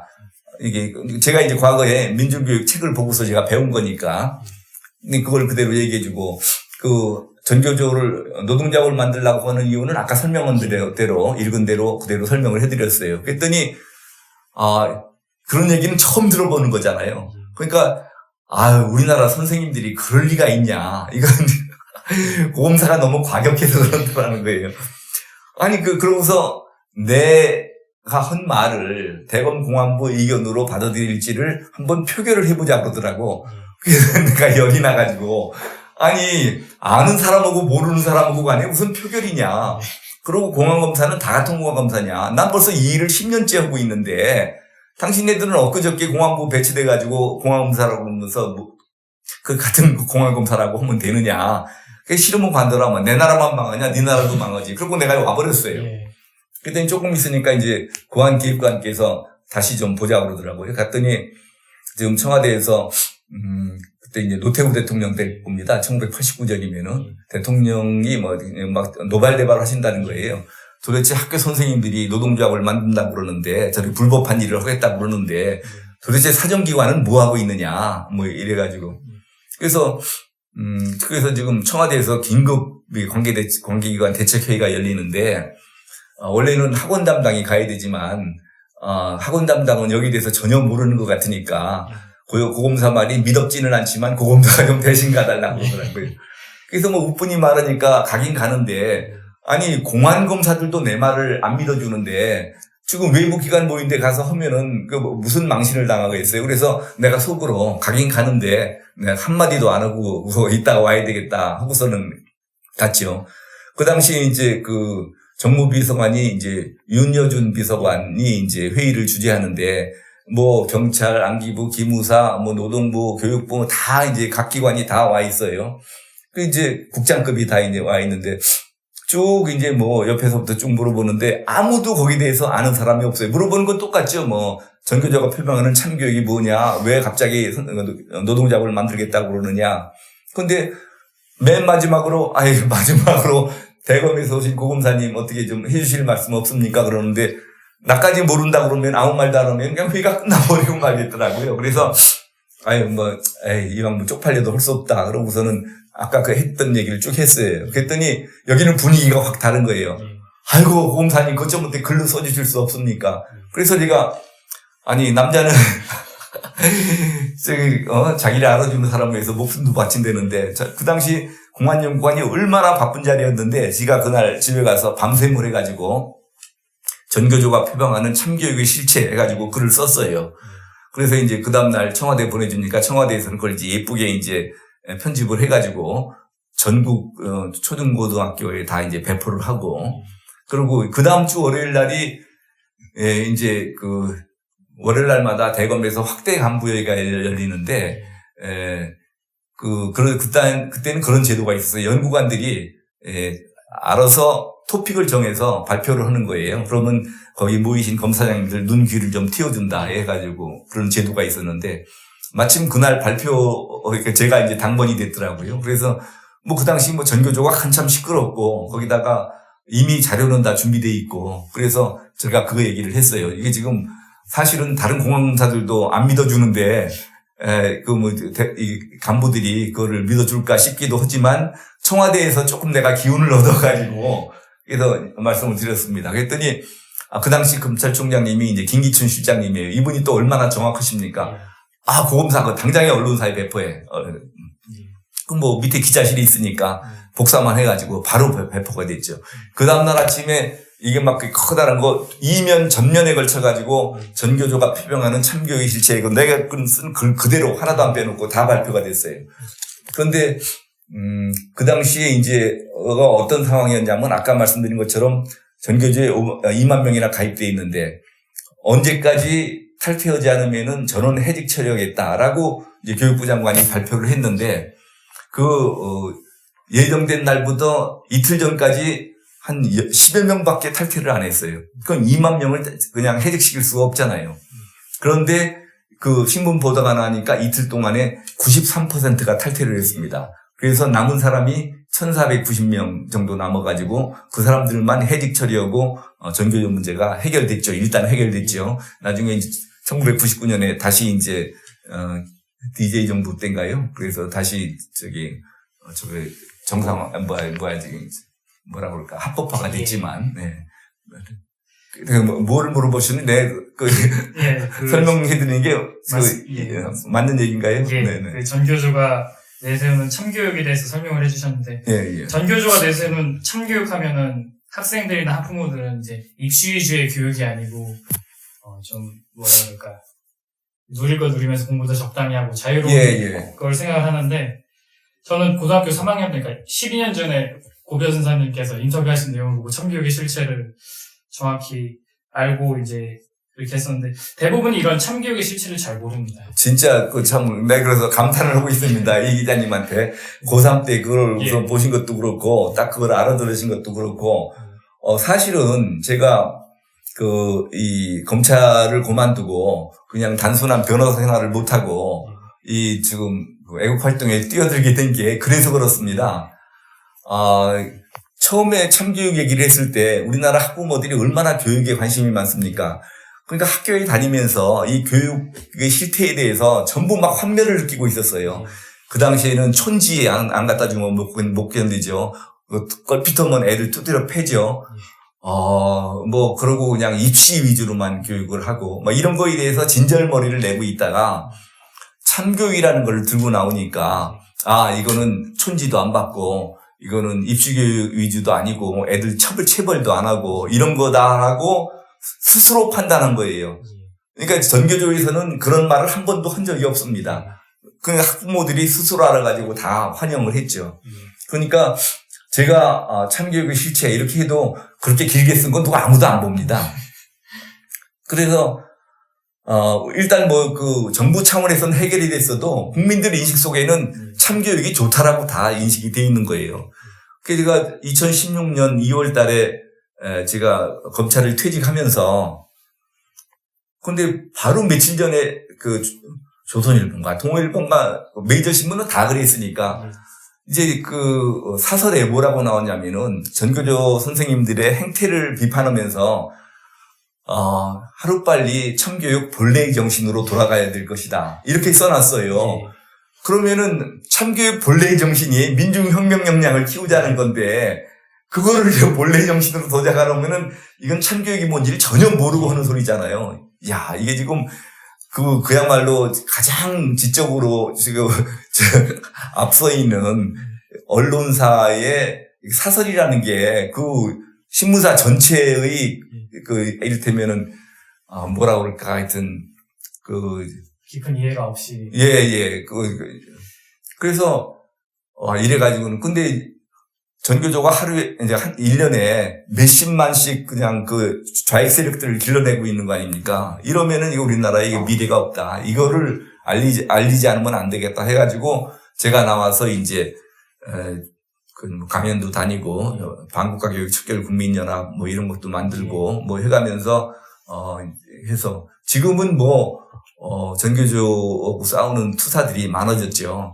지금 아까 지금 우리 이 기자님 말씀처럼 방 작가가 있는데 그분이 그 여자분인데 어느 날 우연히 내 강연을 듣고 이건 우리 애들 인터넷에 듣기 너무 큰이다 해가지고 지금 열렬한 저게 전교조 반대 투사가 됐는데 네 하여튼 뭐 예.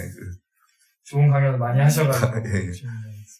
그 참교육도 어떻게 보면 용어 혼란 전술의 한 측면이라고 볼 수 있어요. 아 맞죠. 용어혼란 전술이죠. 네. 우선 옛날에 사람들이 공산주의 사상이 이제 빠지게 된 것이 이제 5.18 겪고 나가지고 이게 군부 독재에 대해서 이제 막 그렇게 이제 그 거부감이 있고 또 이 평화적 정권 교체가 불가능하다. 거기에 막 엄청난 좌절감. 그래서 그러면은 정권 교체를 할 수 있는 방법이 뭐냐? 그 방법은 공산혁명밖에 없다. 이래서 이제 뛰어들게 돼서 이제 선배에서 후배로 이렇게 이제 탄력을 받아서 하는데, 한 총련이 해산됐잖아요. 내가, 그러니까 1987년에 이제 한 총련을 이적단체로 규정을 해가지고, 사실은 이제 86년에 규정해서 87년부터 법 적용해가지고, 5기 한 총련부터 해서 결국은 한 총련이 해산됐잖아요. 그러니까 후배들을 꽉 장악할 수 있는 좌익 집단이 없어진 거예요. 근데 사실은 그거는 내가 큰 공이라고 생각을 합니다. 내가 자화자찬을 하려는 게 아니라. 그래서 이제 공안의 맥이 끊어지듯이 학생운동에도 이렇게 이제 자생적으로 이렇게 생산해가는 그런 것이 끊어져가지고 비교적 자유롭게 된 거죠. 자유롭게 돼서 또 이제 개인주의적 성향도 더 많아지고, 하여튼, 뭐 그런 여러 영향이, 그리고 이제 우선 아까도 얘기한 것처럼 좌익 이념이라는 것이 기본적으로 사기극이거든요. 허위고, 그렇기 때문에 진실을 알 수 있는 기회가 늘어나고 그러면은, 이를테면 옛날에 반공교육을 받았다는 사람들이 대학 가가지고 뭐 전환시대의 논리 이런 거 한번 읽으면 확 돌아서는 것처럼 지금 우리 전교조한테 이렇게 좌편향 교육을 받은 사람들이 와서 진실을 알게 되면은 또 확 돌아설 수 있습니다. 그래서 하여튼 뭐 그 희망적으로 보고 있는데 그런 여러 가지 면이 있습니다. 뭐 그거 말고도 여러 가지 사회가 있겠죠. 네. 현 정부는 이른바 적폐청산이라는 이름으로 과거 사건을 재조사하고 있는데, 현 정부가 주장하는 적폐청산은 어떤 의미입니까? 물론 그 적폐청산 중에는 뭐 부정부패라든지 그런 비난받을 만한 소지가 있는 거죠. 그렇지만 기본적으로는 옛날에 이제 우리나라에서는 남한에서는 친일파 청산을 어느 정도 꽤 했거든요. 반민족 행위자 처벌법 뭐 이런 걸 해가지고. 그런데 북한에서는 친일파 청산이라는 걸 해본 적이 없어요. 거기는 전부 반동이라고 다 처벌했죠. 그래놓고 반동 분자를 처벌해놓고 그 친일파를 처벌했다고 그런다고.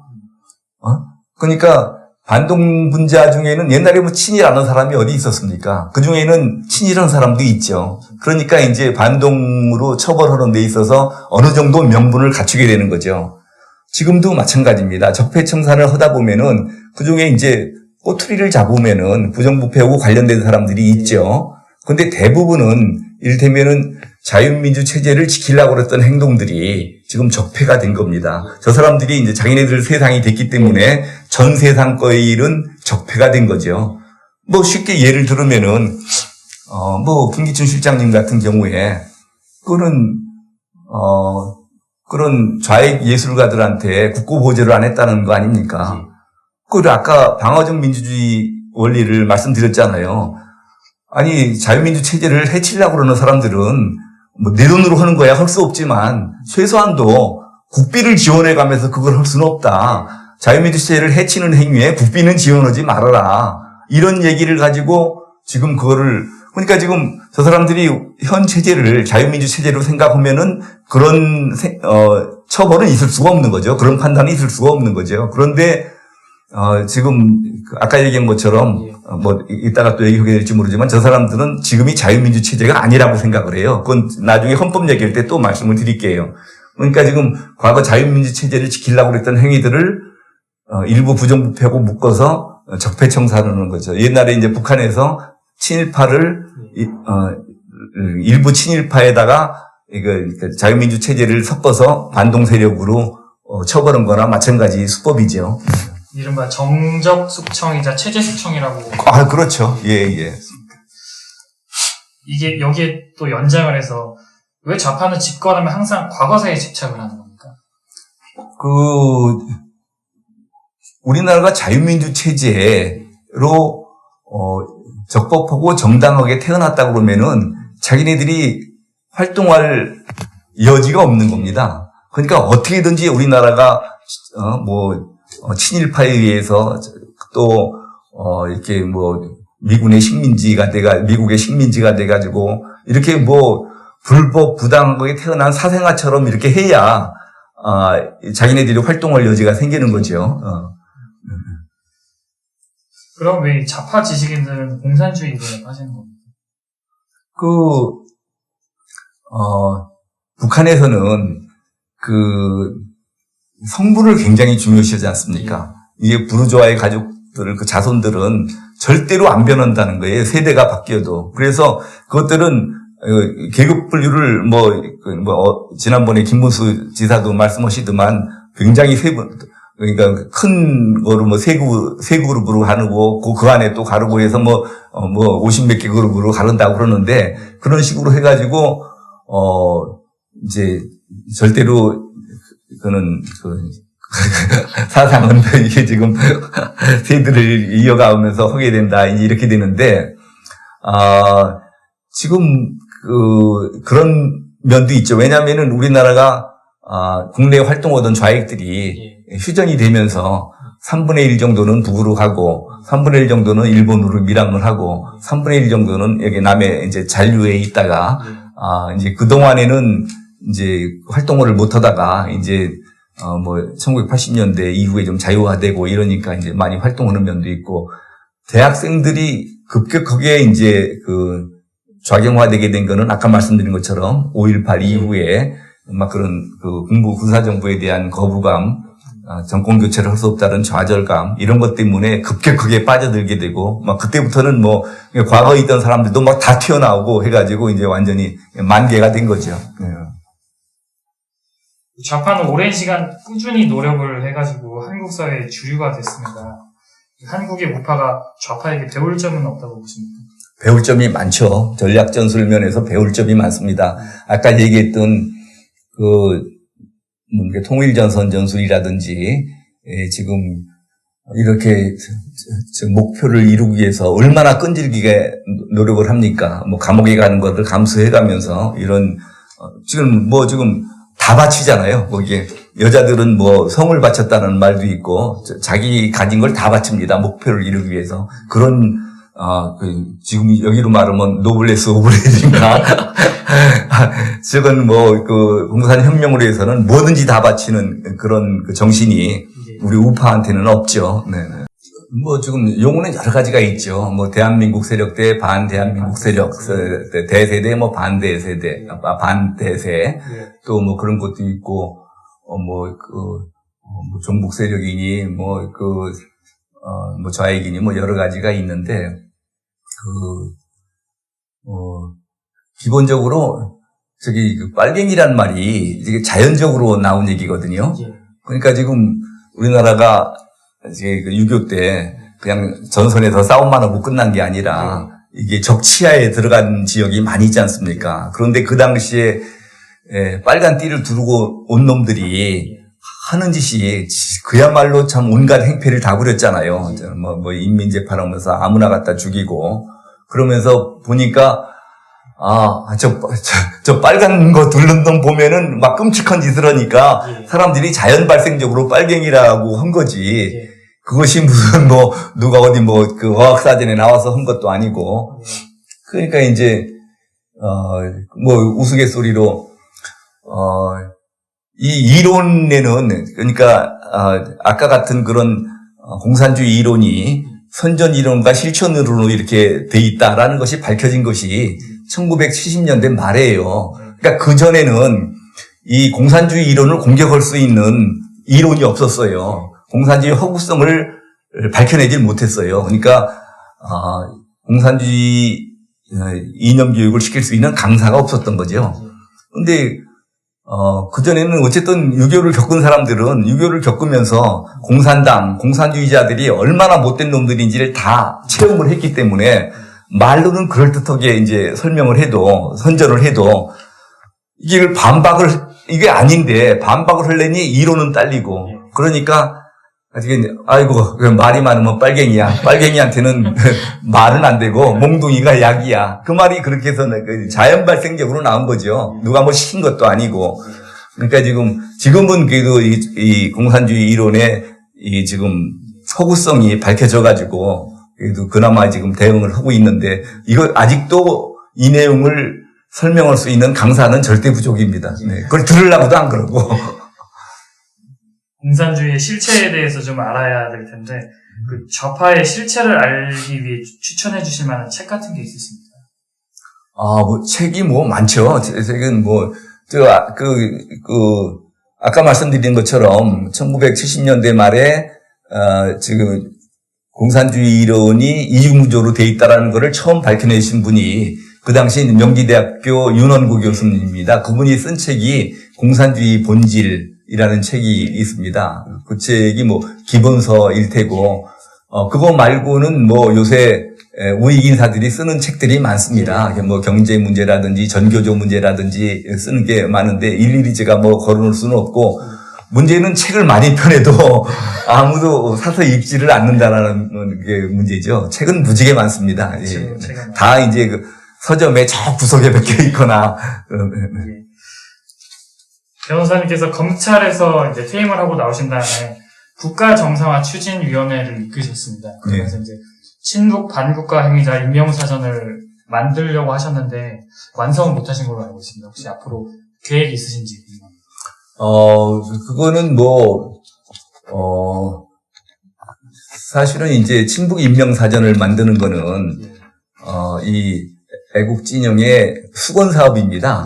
근데 저쪽에서는 친일 임명 사전이니 뭐니 이제 그런 걸 많이 만드는데 친일보다 더 중요한 것이 친북 종북인데 그러면 우리도 그런 걸 한번 만들어야 되지 않겠느냐, 역사에 남겨야 되지 않겠느냐, 그래야 좀 조심하지 않겠느냐, 그래가지고 했는데 내가 그걸 만들 시간은 없고 근데 다들 여러분들이 그런 말씀을 하시고 그래서 이제 저 분야의 전문가들이 한 수십 명이 모여가지고 그러면은 책임은 내가 지겠다. 그러면은 한번 만들어 봐라. 해서 이제 저걸로 나눠가지고 해서 이제 각자 몇 건씩 해가지고 이제 자료만 수집을 했었죠. 그래서 혹시 또 이견을 제기할 수도 있기 때문에 사실과 다른 것이 있을 수 있지 않습니까? 그래서 우리가 이러이러한 사람을 선정을 했는데 만일 이의가 있는 분은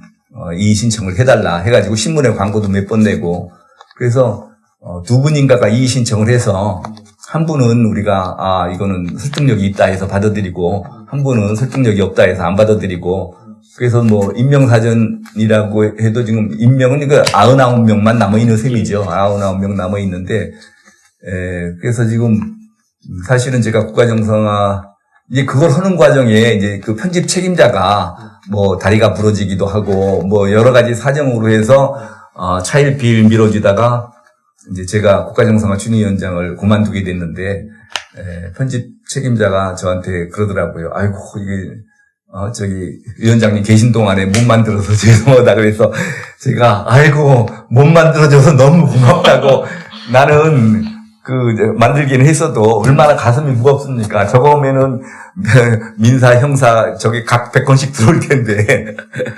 그래서 하여튼 지금 내가 지금 국가정상화 추진위원회에서도 지금 나와 있고 내가 따로 만들려고 할 생각은 없습니다. 지금은 그거 가지고 수사가 진행 중인 것으로 알고 있습니다. 네네.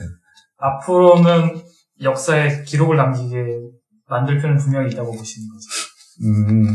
근데 사실상은 다 알고 있잖아요. 예.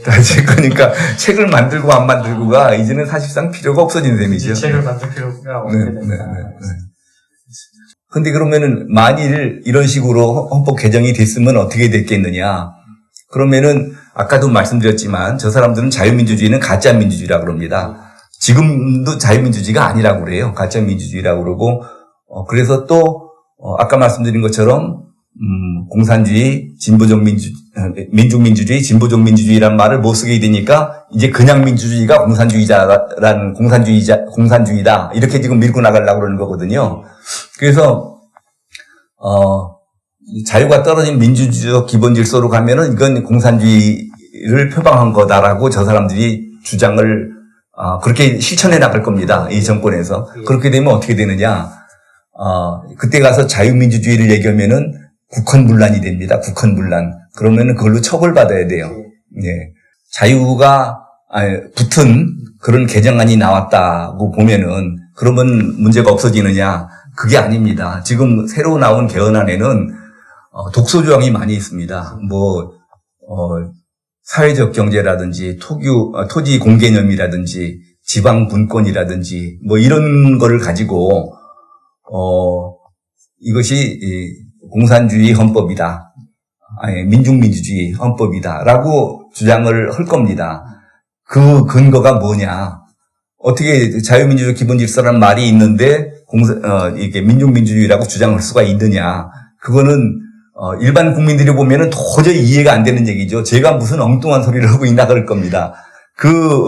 신뢰를 아까 블랙리스트 얘기는 아까 했으니까 다른 거 두 가지만 더 말씀드릴게요. 지금 정부에서 교육부에서 새 검정 역사교과서 지필 기준을 초안을 발표를 했습니다. 그 초안에 보면 어떻게 되어 있냐 그러면은 역사교과서에서 이제 자유민주주의라는 말을 싹 빼도록 되어 있습니다. 전부 민주주의로 바꾸기로 되어 있습니다. 그런데 그럼 기자들이 왜 이런 안을 만들었느냐고 질문을 하니까 책임연구원이 뭐라고 그랬냐면은 지금 헌법에 대해서도 자유민주 체제 인지에 대해서 헌법학자들 간에 논란이 있다. 그래서 자유를 빼고 민주주의라 했다. 그런데 도대체 지금 헌법이 명문으로 자유민주적 기본 질서가 있는데 또 이미 헌법재판소에서 우리나라 헌법은 자유민주주의 헌법이라고 돼 있는데 누가 그런 논란을 일으켜서 논란을 일부러 만드는 거죠. 그런 논란을 근거로 지금 자유민주주의를 빼버리는 겁니다. 그러니까 우선 방법도 기기묘묘한 거고 아니 그 논란이 있다고 그래가지고 그걸 빼야 될 이유가 뭐 있습니까? 논란이 있으면은 그러면은 그냥 놔두면 되지. 그래서 이제 그런 문제가 있고 그러면 이런 논란이 처음 있는 거냐? 아닙니다. 2011년도 9월 달에 그 당시에 역사 교과서에 대해 가지고 애국 진영에서 굉장히 불만이 많았어요. 역사 교과서가 너무 좌편향돼 가지고 이게 북한의 교과서냐 대한민국의 교과서냐 어떻게 이럴 수가 있느냐고 교과부에다 막 항의를 하니까 그 당시 교육부 장관으로 있던 이주호가 교과부에 이제 그런 담당 부서인 역사교육과정개발추진위원회라는 게 있습니다. 그건 교육부 산하에 이제 이렇게 공무원과 민간인으로 합동으로 만든 그런 기관이죠. 여기서 결정하는 것이 바로 이제 역사 교과서의 기준이 되는 겁니다. 거기다 대고 그러면은 앞으로는 좀 대한민국이 자유민주주의 국가인 걸 좀 분명히 좀 해줄 수 없냐. 그랬더니 너무나 당연한 얘기인데 그 역사교육과정개발추진위원 20명 중에서 공무원 5명을 뺀 민간위원 15명 중에서 9명이 우리는 그렇게 부당한 요구를 받아들일 수 없다. 그래가지고 사표를 내버렸어요. 대한민국이 자유민주주의 국가가 아닌데 왜 자유민주주의 국가라고 그렇게 거짓말을 하게 만드느냐. 그게 지금 일반 국민들은 저 사람들의 생각을 도저히 이해할 수가 없는 겁니다. 이 사람들이 지금 집권 세력이 돼 있는 거예요. 그러니까 이 사람들은 지금 우리나라가 자유민주 체제가 아니라고 생각하는 거예요. 그래서 과거의 자유민주 체제를 지키려고 했던 행위들이 적폐로 되는 겁니다. 그 사람들은 그 이해가 되십니까? 예. 우리 이 기자님 이해를 하셔야 다른 시청자들이 이해를 하시겠죠. 네, 네. 현 정부는 말씀하신 대로 지방 분권을 내세웠는데 일각에서는 이게 남북 연방제 통일로 가기 위한 전 단계라고 의심을 합니다. 연방제 통일이 어떤 것이고 왜 문제가 되는지 좀 말씀해 주시죠. 연방제 통일이라는 거는 그 북한의 그 통일 방안입니다. 북한의 제가 공안 검사를 하면서 북한의 전략 전술서를 봤어요. 그 1975년에 나온 책인데 주체 사상에 기초한 남조선 혁명과 조국 통일 이론. 거기 남조선 혁명 이론은 민족 해방 인민민주주의 혁명 이론이고 조국 통일 이론이 바로 연방제 통일 이론입니다. 그거는 대한민국 연방제 통일을 하려고 그러면은 우리나라에서 우선 우리나라는 미제국주의 식민지니까 미군을 몰아내고 그래서 여기 인민혁명을 일으켜서 인민정부를 세운 다음에 같은 인민정부끼리 통일을 한다. 이게 지금 연방제 통일의 내용이에요. 그냥 막 통일만 하면 되느냐? 그게 아니거든요. 연방제 통일이라는 게 사상 이념이 같지 않으면은 그 통일이 안 되게 돼 있어요. 지금 뭐 낮은 단계니 뭐니 해봐야 똑같은 연방제 통일입니다. 이거는 지금 그러니까 지금 지방 분권이라는 것이 이게 지금 그 연방제 통일로 가는 그 준비 단계라고 할 수 있죠. 결국에는 자유민주적 기본 질서에서 자유를 빼고 그럼 결과적으로 북한과 대한민국의 그런 체제에 대한 모호성이 결국에는 해소되죠. 그러고 통일을 가면 되는 거죠. 네. 결국에는 다 그런 방향으로 일관성 있게 진행되고 있는 거예요. 그럼요. 저 사람들이 에너지라는 게 왜 에너지입니까? 그 노선을 택하고 있으니까 에너지입니다. 이렇기 때문에 전향을 하지 않았다고 믿을 수밖에 없는. 그렇죠. 지금 제가 이분이 대통령이 되면은 대한민국이 적화되는 건 시간 문제다 해서 재판받고 있잖아요. 근데 이게 문제가 됐을 때는 전부 사람들이 무슨 그런 억지 소리를 해가지고 고를 지르느냐 이렇게 했고 대통령 당선된 이후에 이를테면 국정감사에서 여당 의원이 나를 약 올리듯이 대통령이 됐는데 어디 적화됐느냐 나한테 이렇게 물어봤었어요. 네. 그래서 대통령이 원래 소신대로 했었으면은 적화의 길을 걷고 있겠죠. 그렇지만 대통령이 뭐 미국보다 북한 먼저 방문하고 또 사드 배치 불허하고 개성공단 뭐 금강산 관광 재개하고 뭐 이게 지금 그대로 못 하고 있지 않느냐. 그래서 지금 안 되고 있는 것이다. 뭐 내가 이렇게 얘기한 적이 있는데 하여튼 지금은 상당히 많은 사람들이 고 변호사 말이 맞는 것 같다. 아니면 맞다. 지금 뭐 이렇게 하고 있습니다.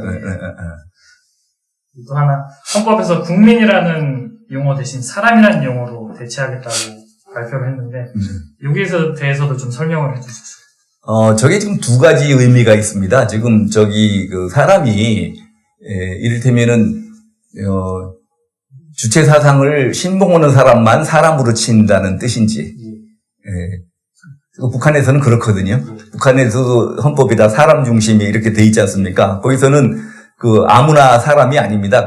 주체 사상을 따르는 사람만, 김일성을 따르는 사람만 사람이죠. 그리고 또 한면으로는 저렇게 해놓으면은, 그러면은 이건 나라라는 거는 국민들이 세금을 내고 병역 의무를 하고 이래서 지켜지는 게 나라인데, 그러면은 아무 그런 의무를 안 한 사람들이 와가지고 나도 사람이니까 국민과 똑같은 대우를 해달라. 이게 지금 말이 되느냐, 불공평하다. 그런 두 가지 면이 있어가지고 국민을 사람으로 바꿀 이유가 전혀 없는 거죠. 네. 결과적으로 요약을 하자면은 개헌을 할 필요가 전혀 없는데도 개헌을 시도한다고. 그렇죠. 지금 개헌은 불순하기가 짝이 없습니다. 불순하기 짝이 없는 개헌. 예. 그렇다고 지금 뭐 개헌을 하지 말자 그러면은 또 개혁 반대 세력이라고 또 몰아붙입니다. 그래서 단순히 개헌 반대만 해가지고는 곤란해요. 헌법 개정에 어떤 문제가 있는지를 정확하게 지적하고 이제 그런 면에 대해서 반대를 해야지. 그냥 개헌 반대 오면은 또 저 사람들이 선전선동에 능해가지고 반개혁 세력이라고 또 몰아붙일 겁니다. 네. 변호사님께서는 이제 노무현 정권과 문재인 정권 두 정권을 이제 다 직접 몸소 경험하고 계시는데 네. 혹시 공통점과 차이점이 있다면 말씀해 주실 수 있으십니까? 글쎄요, 그거 논문으로 써야 될 정도에 뜨고, 제가 이 공안 측면에서만 보면은, 노무현 대통령은 그렇게 의식화가 된 분이 아니에요. 이렇게, 쟤네들하고 어울리면서 조금 겉멋만 들었다고 할까, 이 뼛속까지 의식화된 분이 아닙니다. 그러니까, 종속이론 같은 거를 그렇게 신봉하지 않았어요. 그 한미 FTA라는 게 종속이론을 신봉하는 사람은 받아들일 수가 없는 겁니다. 노무현 대통령은 받아들였지 않습니까? 그러니까 지금 같은 동기들이라도 종속이론을 배운 사람들은 막 그거 엄청나게 반발한 겁니다. 사실은 노무현 대통령이 저런 식으로 벌어졌을 때 우파에서 저걸 받아줬으면 되는데 우파는 저거는 좌익이야 하고서는 안 받아들이고 좌파 내에서는 노무현 대통령이 저거 배신했다고 배신자라고 그러고 그 바람에 이제 코너에 몰리게 되고 그랬지 않습니까? 그런데 지금 거기에 비하면은 이제 현 정부는 훨씬 이제 조직적으로 이를테면은 아까 말씀드린 것처럼 노무현 대통령은 이렇게 현실과 타협을 좀 의식화가 제대로 안 됐기 때문에 의식화된 참모들하고 불화가 있었지만 지금은 의식화된 참모들하고 불화가 없죠. 예. 생각이 같기 때문에. 예. 그건 웬만한 건 비서실장한테 대신을 하고 해도 되고, 비서실장이 대통령한테 하라고 해도 되고, 예. 그거는 차이가 없습니다. 네. 그러면 정리를 하자면 노무현 정권은 아마추어 좌파이고, 예. 문재인 정권은 프로 좌파 내지 직업운동권 집단으로 봐도 되겠습니다. 아주 거칠게 보면은, 너무 자세히 올라오면은, 한두 끝도 없을 테고, 그냥 공안 입장에서 거칠게 보면은 그럴 수 있죠. 네.